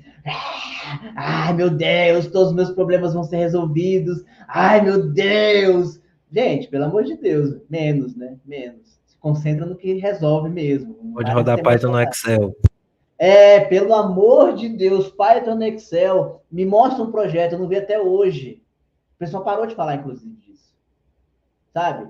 Então, cara, é assim, Isso é uma beleza, pode ser aberração. que um dia, talvez um dia, no update 999, vai dar bom isso. Mas o que eu tô falando assim, não perde o seu foco. Tu tá estudando aqui SQL, aí o Joãozinho, o Zezinho, o Luizinho, o Guinho, sei lá, falou que saiu uma feature nova de não sei o que se você não aprender, você vai passar fome. Aí você acredita e vai lá. Ai, meu Deus, eu tenho que aprender isso, tô nem para SQL. Ai, aí não para no lugar. Aí não aprende nada, não faz nada direito e é isso. Bom, Cara, existe um termo bastante falado aí na gringa, né?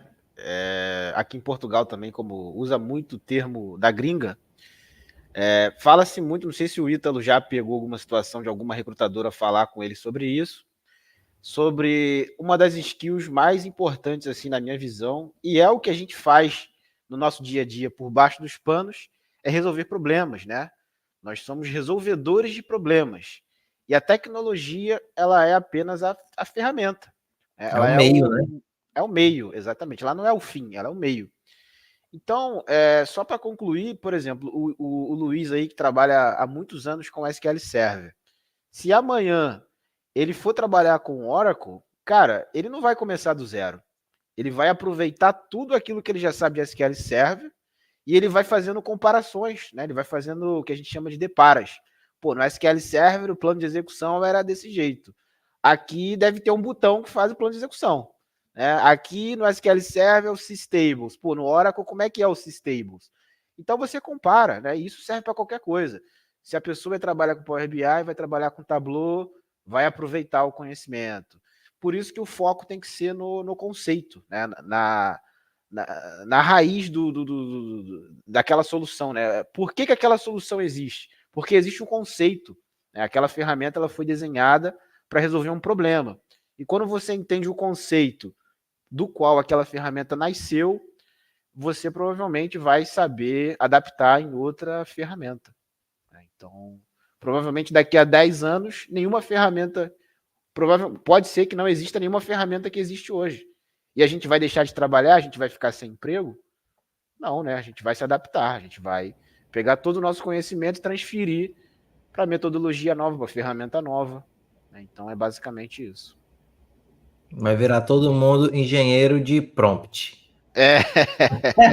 né? Engenheiro de chat GPT sênior. Isso.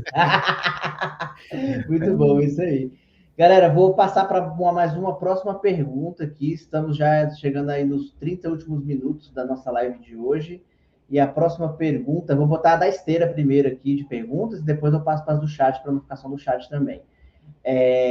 No SQL Server, como posso abrir um arquivo CSV que contém vírgulas como delimitadores, mas onde algumas vírgulas estão dentro de aspas duplas, não devem ser divididas em células separadas?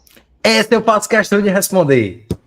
Boa! E essa eu gravei um vídeo, eu tenho um vídeo no YouTube. Eu gosto dessa animação. Mande um link lá depois. Inclusive, não é inscrito no canal. Com certeza não está inscrito no meu canal, porque se tivesse inscrito no meu canal, não tinha essa dúvida. É peia. Porque tem um vídeo recente no canal que é exatamente isso. Por que eu gravei o vídeo? Porque eu tinha uma pessoa também que eu conhecia, que por acaso não é a mesma, não deve ser a mesma, que tinha um problema para importar CSV e queria fazer um portfólio com base de dados e não tinha dado. Eu disse, cara, tem um monte de CSV aí. Ah, mas como é que eu importo CSV? Cara, dá para importar via Wizard, dá para importar via Query. Legal. Eu quero importar via Query porque a Query já serve como script para o meu portfólio. Eu disse, legal, boa. E aí ele se deparou com esse mesmo problema. Existem, se você for inserir, por exemplo, via Book Insert, existem parâmetros para o Book Insert que você consegue delimitar isso. Filed quoted, você coloca qual que é o delimitador e ele já vai entender, né? Que, beleza, tá dentro de aspa dupla, é um texto, independente de ser vírgula, de ser o que for, de ser o delimitador, então você consegue. Tem vídeo lá no meu canal já explicando como que importa. E a maioria dos erros lá, comuns assim, já tem também. Esse de vírgula tem, como a gente trata. Quando o campo vem nulo, tem também, no mesmo vídeo. porque meus vídeos são longos, sabe? Ninguém assiste todo. Acho que raramente alguém assiste todo o meu vídeo todo. Mas, assim, tem uns detalhezinhos que são legais. Então dá uma olhada lá e tem isso aí bem certinho. Tem como, por exemplo, o delimitador é vírgula. E quando o delimitador não é vírgula, e aí? Faz o quê? Não importa? Importa. SQL, o Book Insert tem parâmetros para importar. E a codificação, o encode, beleza? Como que eu defino o encode? Tem como mudar o encode também. Então tem tudo lá nesse vídeo. O videozinho lá não deve dar meia hora, deve 20 e poucos minutinhos, tá resolvido tudo aí. Aí sim, hein? Alguém quer complementar? Porque depois dessa aí, até eu vou lá assistir o vídeo. Pô, manda o link aí, que esse é o Manda aí. Manda aí, Cara, que vai ser uma boa pra todo mundo. Primeira coisa que eu tenho a dizer é para assistir o vídeo do Ítalo. E segundo, né? Se é pro portfólio, pô, cara, beleza, faz isso. Mas agora, se for um processo numa empresa que você precisa atualizar dados todos os dias, cara, você precisa automatizar isso. Né? Você não vai fazer isso manualmente, deixar o CSV na pasta e executar a query manualmente. Você vai ter que criar um processo. Eu não sei se o Ítalo chegou a criar um job para isso. Eu não assisti o vídeo. Não, existe... É porque, assim, já existiram algumas situações que eu tinha que portar CSV. Em algumas que eu tinha, por exemplo, em alguns projetos que eu participei, não é de agora, são projetos mais antigos. Eu criei realmente um job, porque eu não tinha outra... Por acaso não podia instalar outra ferramenta, o que eu tinha era SQL Server, e eu tinha que, por exemplo, fazer isso uma vez por semana. Então eu criei um job e pronto, ele lia o arquivo lá e importava, e tudo certo. Funcionou beleza. Depois, quando eu tive esse problema mais recente agora, eu já não faço mais pelo SQL Server, porque agora eu já tenho outras opções, então faço via .NET para importar. E mais recente ainda agora, o que eu estou fazendo, né? Eu tô levando isso, eu estou lendo isso no DuckDB, essa estrutura, porque eu leio direto do CSV, porque às vezes, tipo, se é só para fazer uma análise, né? Eu acho muito melhor eu ler lá do que eu ter que, por exemplo, abrir no Excel, que às vezes, enfim, não sou muito fã do Excel, desculpa quem gosta, tenho meus problemas com Excel, é um problema de relacionamento mesmo, eu e ele. Uso quando precisa, mas quando eu posso evitar, eu evito. Então, nesses casos, por exemplo, já estou lendo por lá. Mas o ideal é isso, tipo, automatizar de alguma forma. Existem ferramentas de ETL que fazem esse trabalho magistralmente de importar, né? Mas se você não tem outra opção, como eu não tinha lá atrás, cara, o SQL resolve, você tem parâmetros para fazer isso. Eu ia comentar exatamente isso, né? Como cada um de nós tem uma solução, e a solução, ela se adequa para o seu cenário. Às vezes o cliente tem um budget X, ou às vezes ele quer trabalhar, por exemplo, só com a Microsoft, porque ele é parceiro Microsoft. Aí ele tem que trabalhar só com as ferramentas Microsoft. Ou ele é parceiro AWS, ou ele não tem dinheiro nenhum e tem que fazer o que for possível lá, as gambiarras, do jeito que for, entendeu? Mas, por exemplo, pegando esse gancho aí do Ítalo, eu usaria o Airbyte. Botaria o Airbyte no Docker e automatizaria essa extração e essa carga com o Lake, entendeu? É a minha forma de pensar, entendeu? Mas não tem forma errada aqui, tem cenários. Esse é o ponto.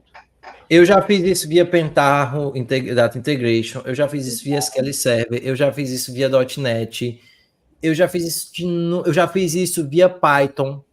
Tudo depende do cenário que você está inserido, né? Porque, por coincidência, vai sair um vídeo meu daqui uns dias sobre o Airbyte e exatamente importando arquivos ali do Google Sheets, do Drive, eu ensinando a fazer essa conexão. O Airbyte é excelente, né? Tem mais de 200 conectores, né? 200 e tantos. De fonte ele tem mais de 290, mas de destino ele não tem tanto. De destino eu acho que eles são 63. Então, assim, ele tem mais... É bastante? 63? Porra. Mas assim, comparado com as fontes, porque relativamente tem mais fonte do que destino, né? Realmente. Faz mais Mas dá para criar também, né? Dá para criar os destinos, destination. Isso, esses são os homologados, né? Essa quantidade são os homologados que eles atestam lá, que eles dão garantia, entre aspas. Mas é isso, gente. E é o que é interessante, como tipo, o que a gente tava falando antes é legal. Porque o pessoal diz, puta, cara, os caras sabem fazer isso tudo, Pental, Python, iFlow, SQL, .NET. Não, cara, tipo, a gente é bom em alguma coisa, mas tipo, a gente vai pesquisando ali e cria, entendeu? E vê um exemplo com o background que a gente já tem de algumas coisas, a base que a gente tem, conceito de algumas coisas, a gente consegue usar, entende? Então, assim, eu, por exemplo, não sou especialista em Python, eu não sei usar alguma coisa em Python e tudo, mas se eu preciso de alguma coisa mais elaborada, eu pesquiso ali e tal, e pronto, e resolvo. É porque o mais importante é porque a gente sabe por que a gente está usando. A gente sabe por que a gente precisa. É conceito, é fundamento. É diferente de decorar ferramenta, gente. É isso que, cara, esse eu falo. Esse é o conhecimento mais valioso, gratuito que a gente está passando. Eu digo que é mais importante até o que é o SQL. Isso, essa explicação, esse entendimento que você precisa botar na sua cabeça se não está ainda. Cara, não adianta decorar o que a ferramenta faz. Se você entender o porquê, se você entender o fluxo das coisas, de uma arquitetura de dados, cara, você vai trabalhar com qualquer uma. Com qualquer uma. Estou errado? Estou mentindo? Certíssimo. É isso. O Luiz, quer falar alguma coisa? Mestre? Não, tá ótimo aí. Tá. Beleza, vamos para a próxima pergunta. Essa é a última da lista e depois a gente finaliza com as do chat que tiverem ainda. Botei o link do vídeo aí no chat, tá? Depois vocês dão uma olhada aí. Entra lá, viu, galera? Aproveita e não esquece de se inscrever no canal do Ítalo, hein? Vamos lá, por favor, tirem uma dúvida. Tenho 2 índices da índice da 1 com 5 colunas, acho que é da primeira parte, né? É um índice com 5 colunas. Tá, sendo que o índice 1 está na seguinte sequência. Coluna A, tá, deve ser da tabela, né? Sendo que o índice 1 está na seguinte sequência. Coluna A, B, C, tá organizado em ordem alfabética. E o índice 2 tem as mesmas colunas, porém... Mas deve estar em sequência diferente, Isso impacta a performance? Sim, impacta, né? Porque os índices, eles são correlacionados, né? Se você inverte a ordem das colunas, ele vai conseguir resolver, mas ele vai resolver de uma forma mais lenta. Agora, o Ítalo e o Luiz e o Wallace, se quiserem entrar mais tecnicamente nessa explicação, mas é basicamente isso. Cara, essa daí eu não tenho propriedade para falar, não. Eu deixo pro Luiz e pro Ítalo aí, que essa daí não... Deixa o Luiz responder aí, eu complemento. Chego nesse nível, não. Tá, esse caso específico, Rafael, a dúvida dele não sei se você reparou, ele manteve a primeira coluna como A, né? Tava A, B, C, D, E. Aí na segunda opção ele manteve a primeira e mudou só as secundárias, né? C, B, aí ele mudou. Então, acredito que talvez dê alguma diferençazinha, mas na prática, igual, eu faço bastante TANI. O que eu vejo mais aqui, o que influencia mais na criação de um índice seria essa primeira coluna que vai montar a árvorezinha, né? Os níveis lá e tal. E talvez a questão de include, ele não chegou a comentar, né? Às vezes a gente fica na dúvida se coloca ali a coluna na criação do índice ou na cláusula do include, que vai ficar só lá nos nossos folhas, né? Então, acredito que a maior diferença de performance seja isso, que ele tem que validar. A primeira coluna, que vai criar toda a estrutura, e se deve estar ali no include ou não, porque às vezes no include fica só quando a gente utiliza mais lá no select, né? E acho que basicamente é isso que eu vejo. Se mudar ali, não sei se mudaria tanto, não sei se o Ítalo já viu algum caso. Se mudar a primeira coluna, eu já vi influenciar bastante. Agora, as demais ali, talvez algum caso mais específico. Eu particularmente não vi. O ponto aí é assim, cara, é perfeito, o Luiz falou, é perfeito. O que a gente tem que pensar quando a gente está falando de um índice composto é que existe uma coisa dentro do SQL chamada histograma. O que é o histograma? É a distribuição dos dados daquela coluna, né, das informações daquela coluna. Esse é um dos fatores que vai ajudar o SQL a otimizar e a gerar um plano de execução eficiente para a query. E o ponto importante de um índice composto é que só existe espaço para uma coluna no histograma. E adivinha qual é a primeira? Então, se você mudar a primeira, pode ser que você tenha um impacto na sua query. Por quê? Porque se você estiver usando, por exemplo, outro índice, pode ser que a primeira coluna não tenha histograma.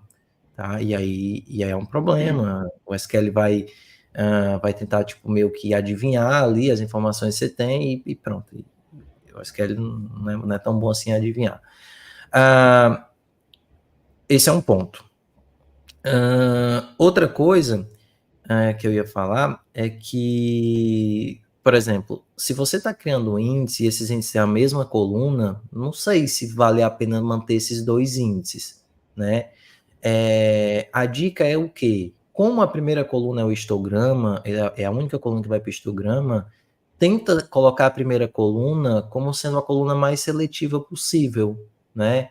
O que é seletividade? É o que filtra melhor a tua query, tá? Então imagina, sei lá, sexo. Sexo é uma coluna muito seletiva, ela é pouco seletiva. A gente observar sexo tem duas opções, é uma coluna muito pouco seletiva, a seletividade dela é baixíssima, entendeu? Porque, tipo, se a gente pega aí um grupo aí de 100 pessoas e divide sexo feminino e masculino, a possibilidade de 50-50 é muito grande, tá? Aí de CPF, por exemplo, CPF é uma coluna super seletiva, é uma coluna top para tu filtrar. Por quê? Porque é um só, não tem mais do que um, entende? Então, assim, tenta colocar essa coluna mais seletiva como a primeira do índice, que ela vai gerar o histograma e vai. E pronto, pode ser que você tenha um resultado melhor. Mas não sei também se vale a pena manter esses dois índices aí, não, só por conta da ordem. A não ser que seja um ponto que o Luiz falou, uma tem include, outra não tenha. Enfim, aí tem que analisar com calma. Mas a via de regra é isso aí que o Luiz falou, não tem muita diferença, já que a primeira coluna não muda. Uhum. Aí uma coisa que eu gosto de fazer, né, para quem faz time, não sei se o Ítalo chega a usar, quer usar os set estatísticos, aí o time on, habilita o plano também, então normalmente eu uso essas duas opções, né, e compara, entendeu? Cria um índice, o time às vezes é tentativa e erro, até mesmo, eu crio aqui, estou analisando uma query, tem um exemplo bem comum que eu pego, data, uma coluna de data lá, e às vezes com algum código de item que tem uma certa seletividade. Às vezes eu acho, não, essa aqui vai ficar rápido porque é bem seletivo, tal. Aí eu crio, putz, não ficou tão rápido que eu imaginei. Deixa eu tentar por essa aqui. Às vezes por uma ali que você, essa aqui vai demorar porque traz um monte, e às vezes fica rápido. Então, às vezes também é tentativa e erro. E como é que você, o que é melhor, o que é pior? Comparar. Como é que a gente compara? Com estatísticas, que vai te retornar a quantidade de reads, quantidade de CPU que usou, ver como é que vai ser o plano, ver o tempo, né, o duration. Então, é mais isso, é comparando ali também. Por trás do SQL, falando agora de SQL Server, né, porque pronto, mas por trás do SQL Server, o processo de otimização, ele é um processo que ele é um processo bem complexo, ele não é um processo simples, né, então o que a gente escreve lá nas nossas queries, não é bem executado daquela forma que a gente executa ali, não, entende? E eu não estou falando só de ordem de execução, eu estou falando de eliminação de joins, reordenação de joins, enfim, tem um monte de coisa que o SQL faz por trás para tentar otimizar essa tua query. Então, às vezes a gente pensa, igual o Luiz falou, que tipo, esse índice talvez não seja bom, mas às vezes o SQL ele faz um trabalho por trás que aquele índice ele consegue ser muito mais eficiente do que índices que parecem ser melhores. Então, é muito isso, é muito testar, sabe? Às vezes tem coisas que você vai bater o olho e vai dizer, cara, o problema tá aqui, realmente tá. Mas existem casos que não, você vai ter que fazer alguns testes e é isso. Tentei, não funcionou, vou tentar aqui. Vou reescrever a query. Outra coisa que eu faço muito, eu faço demais também. Eu tenho uma query que tá lenta, cara, eu não apago aquela query, eu deixo aquela query lá, reescrevo outra e dou um Ctrl L nas duas para comparar. Eu acho que até não sei se durante aquelas lives que a gente fez nas aulas, não sei se o Luiz mostrou isso, acho que ele chegou a mostrar, ou foi alguma outra live. Mas, enfim, então é muito isso, tentar e comparar o que você tem com o novo que você está criando, para você ver. Beleza, eu tenho dois índices aqui, e sei lá, esse índice aqui eu vou desativar ele aqui, ver o que acontece. Não apaga, desabilita o índice, né? E ver o que acontece com a query. Enfim, tem inúmeras formas, mas é muito isso de testar e comparar. Quer falar alguma coisa, Wallace, também? Não, essa parte aí eu não manjo nada, então fico quieto. Tá, tem uma pergunta aí, Rafael, que bate bastante com essa questão de índice da Débora. Eu ia colocar aqui, provavelmente vai ser a última pergunta da noite, então vamos lá para fechar aqui com a da Débora. Todos os dias preciso fazer um select para trazer a maior data de atualização de uma tabela gigantesca e utilizo a função max. A query demora demais para me trazer a data. Tem alguma dica para a performance do tempo de execução melhorar? A resposta é talvez índice, né? Então, bem provável aí que não tenha algum índice por data nessa tabela. Então, Débora, eu não sei se você conseguiria validar, se tem esse tipo de conhecimento, mas pedir a alguém, caso você não saiba como fazer, de validar se tem algum índice, talvez por essa, né, por essa coluna que você está utilizando. E ver também os filtros, talvez tenha mais filtros também, né? Basicamente é fazer o TANI, né? Não tem jeito, mas grande chance de algum índice aí poder ajudar nesse seu caso. Sendo a primeira coluna da data, né? E assim, isso aí se encaixa muito com o que a gente falou do order by, porque existem operações de agregação, dependendo, que elas geram um operador de sorte. Por quê? Porque não tem índice, e aí ele tem que primeiro ordenar para depois comparar. E quando a gente gera operador de sorte, que é a ordenação, né, é o operador que corresponde à ordenação, a gente tem um consumo de CPU mais alto, enfim, a gente tem alguns problemas aí. E pode ser que seja isso. Quando a gente tem, por exemplo, nesses casos, um índice nessa coluna, como o Luiz falou, a gente evita esse operador de sorte. Por quê? Porque o índice ele é ordenado, né? Então, se o índice já está ordenado, o SQL não precisa fazer a ordenação, porque aquilo já está armazenado na ordem, né? Pronto, não tem mais o que ele fazer. E aí você elimina o operador de sorte, e pode ser que isso melhore.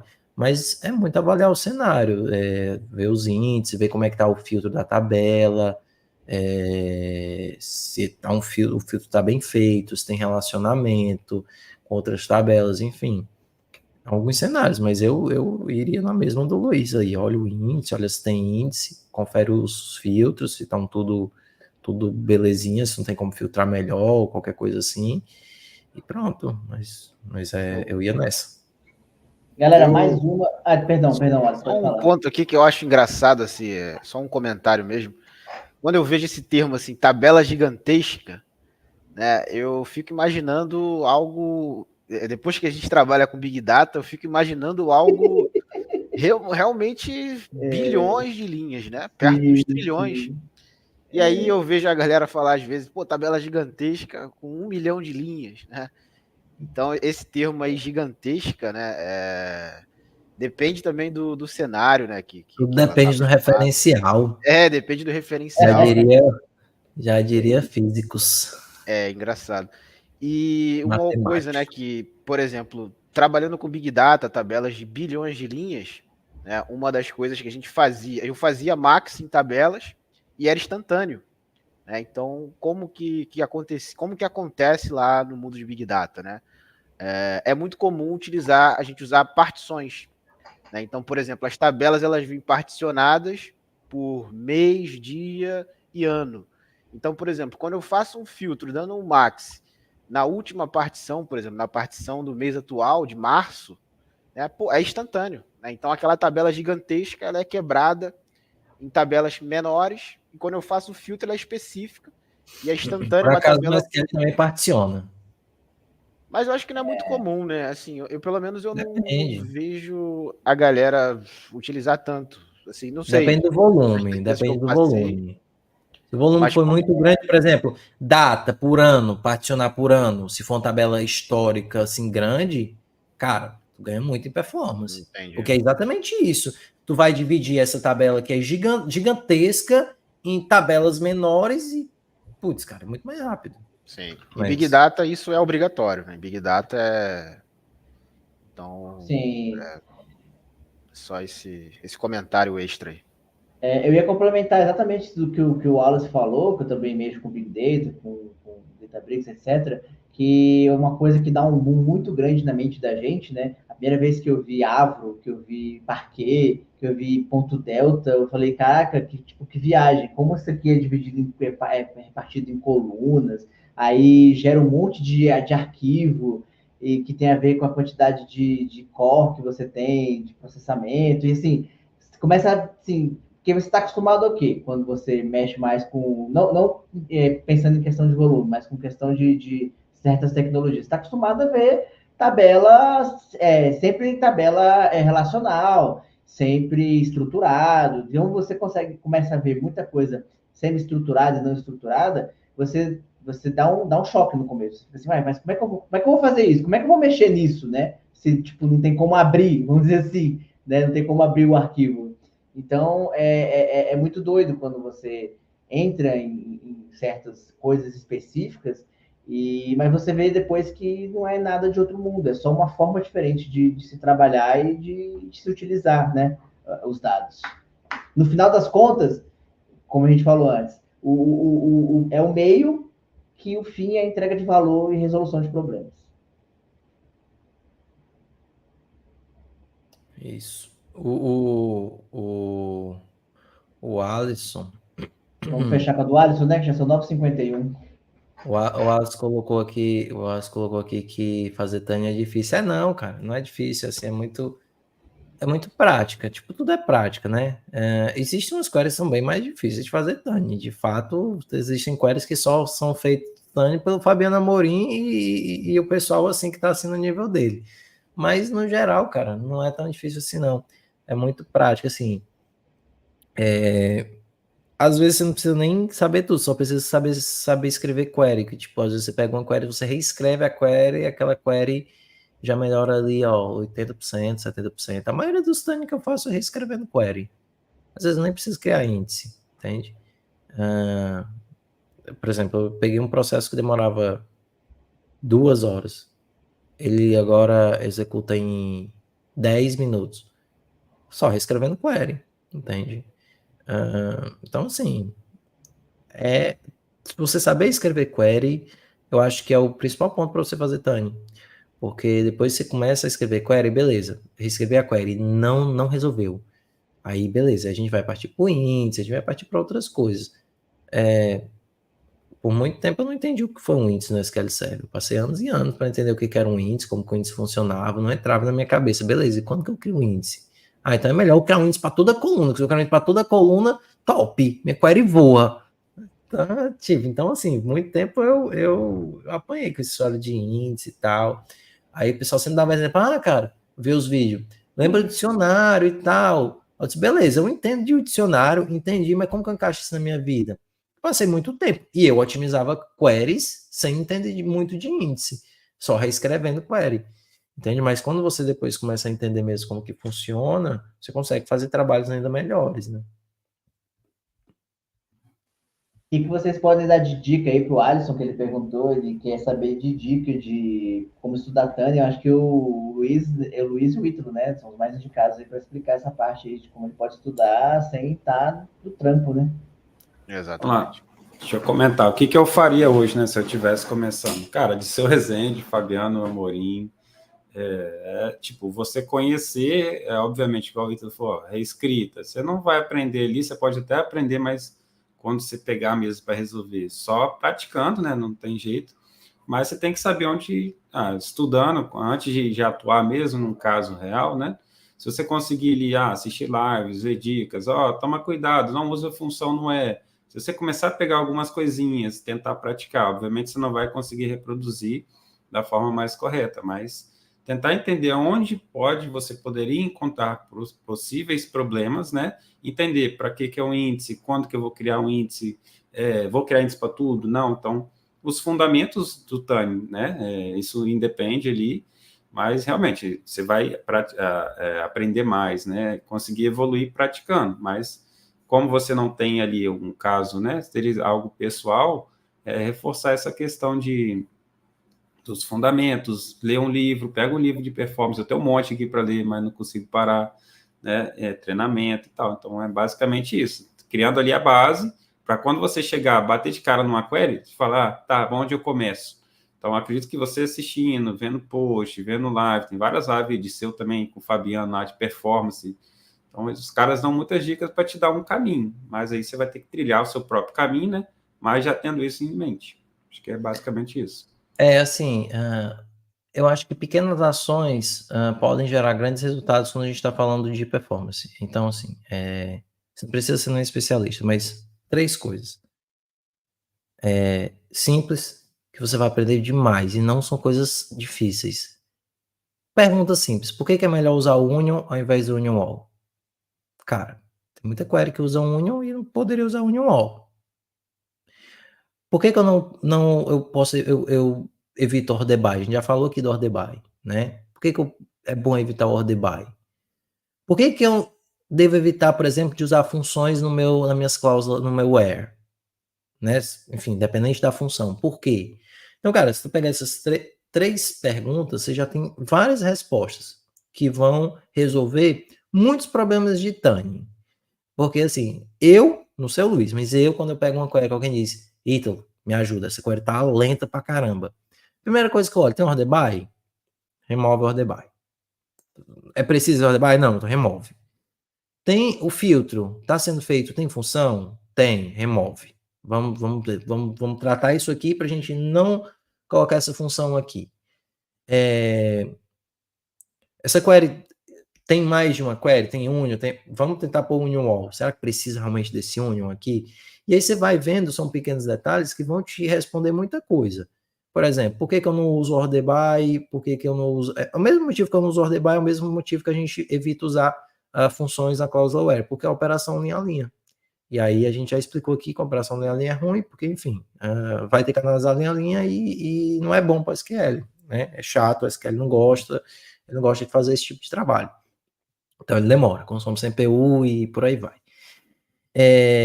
Então existem pequenas coisas, por exemplo, filtro. Cara, filtro é uma das coisas mais importantes para você otimizar uma query. Será que o filtro daquela query é bem feito? E eu vou dizer aqui, no meu caso, eu tô falando de coisas pessoal minha, não sei se os meninos têm outra experiência, mas muitas queries são ruins porque o filtro da query é ruim, porque a query ela poderia ser filtrada lá no começo e eu venho trazendo milhões e milhões de linhas durante a query para filtrar ela lá no final, entendeu? Então, você não precisa ser um especialista em saber que cada operador do plano de execução faz. Eu não sei o que cada operador de plano de execução faz. Eu sei alguns, os principais, mas eu não sei todos, né? Quem deve saber todos é o Fabiano aí. Deve, inclusive, estar criando alguns.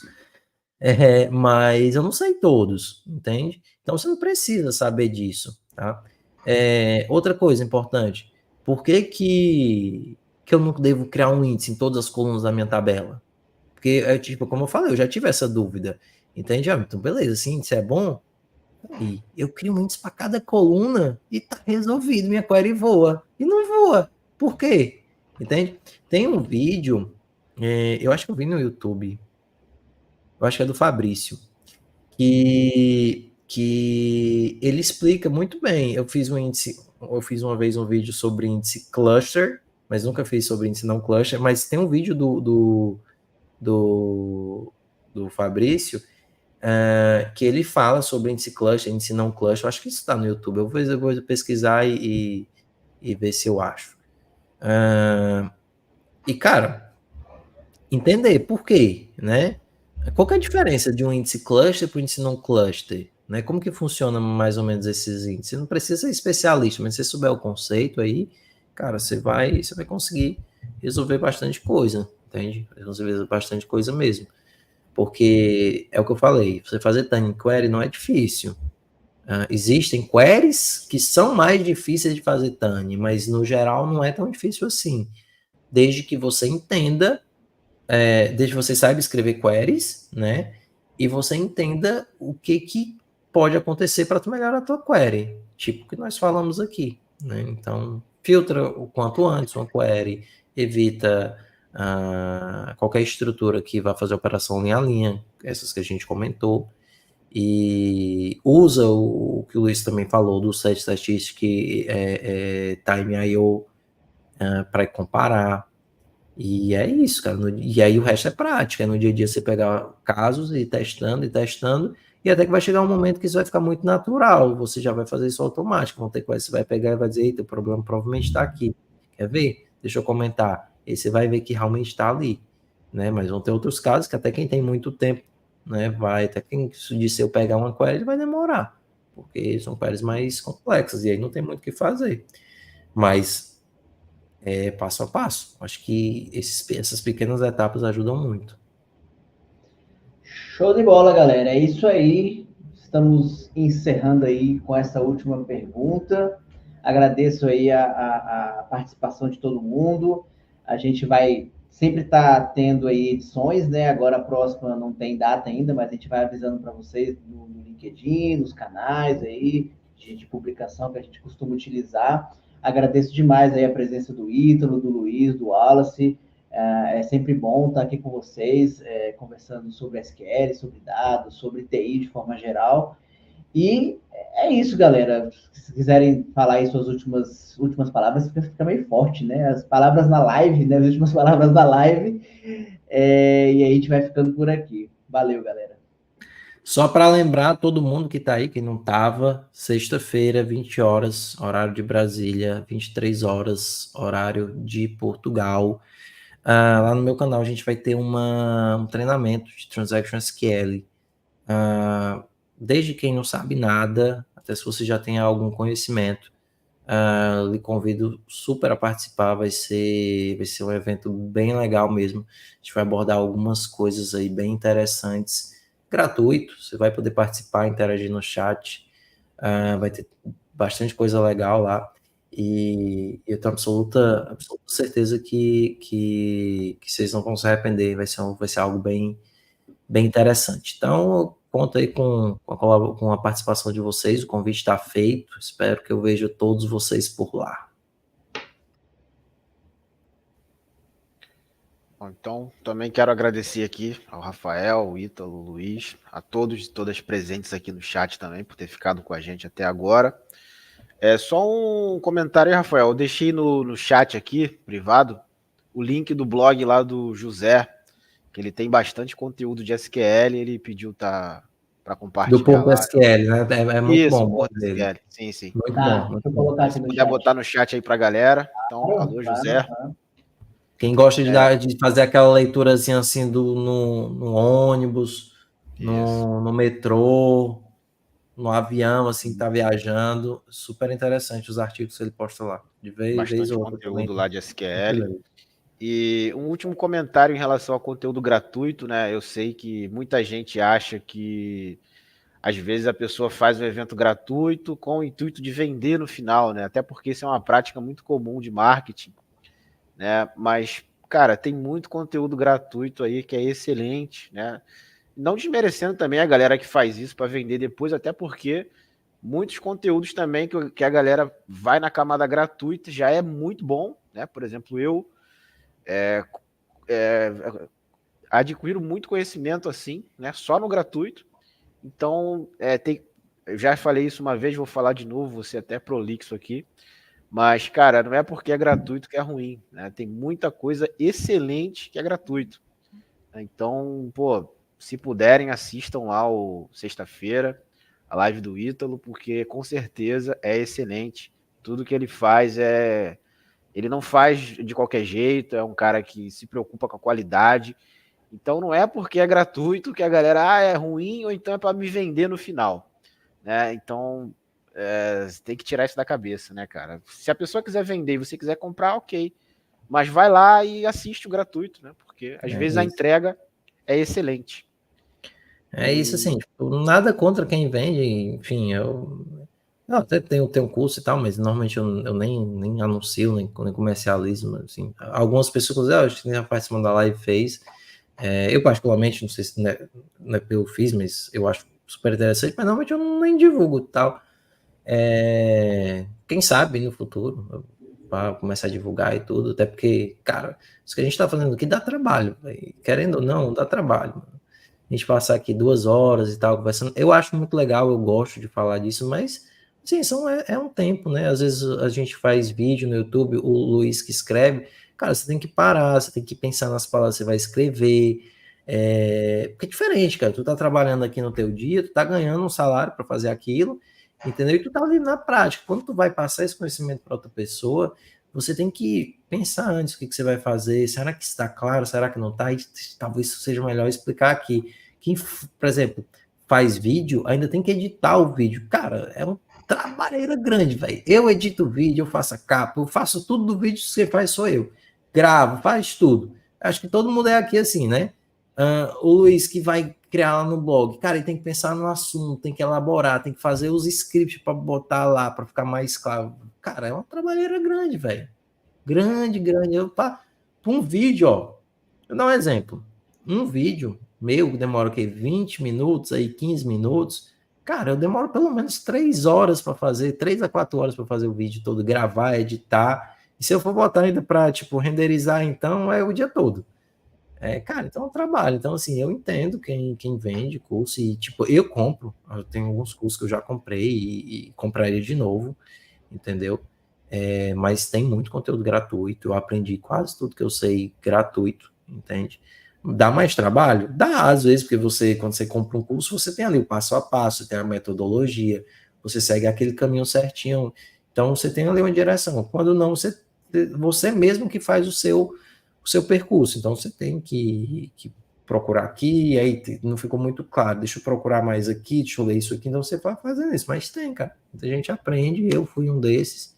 Quando comecei foi gratuito, nunca paguei curso de SQL, nem nada. É prática e vendo vídeo, cara. Então, assim, tem muito conteúdo gratuito bom mesmo. O canal do Rafael, do Wallace, o blog do Luiz, e muitos outros aí. Eu poderia citar aqui inúmeros. Tanto de pessoas que só produzem conteúdo gratuito, quanto pessoas que produzem conteúdo gratuito e tem curso também para vender e que, por exemplo, fazem Power BI Week, SQL Week, Python Week, não sei o que lá, Week, que depois vendem um curso. E o conteúdo que eles passaram na semana, cara, já vai te ajudar muito, cara. Muito. Entendeu? Então é isso. Eu acho que nada contra. Eu até apoio. Luizão, para finalizar? Só me despedir também, vai agradecer aí, né? E é uma coisa, pensando aqui agora, né? O Evangelizando é um baita conteúdo gratuito que a gente fez e seguimos aqui, né? Firme e forte, ó, nós 4. Hoje o Quintelão não conseguiu aparecer aí, teve um imprevisto, mas a gente consiga aí seguir firme e recomendo fortemente aí, Ítalo, manda bem demais. Eu sou um dos que vê seus vídeos, não consigo ver todos, mas quando eu tenho esse costume de tentar ver sempre do início ao fim, né? E, cara, sensacional. Eu não perderia também essa oportunidade aí na sexta, principalmente para quem estiver começando. E a gente se encontra aí, né, nas próximas lives. Beleza? Valeu aí, galera. É isso aí, velho. Valeu, galera. Boa noite. Valeu, tchau, galera. tchau. Boa noite. Até a próxima. Até a próxima. Valeu. Valeu.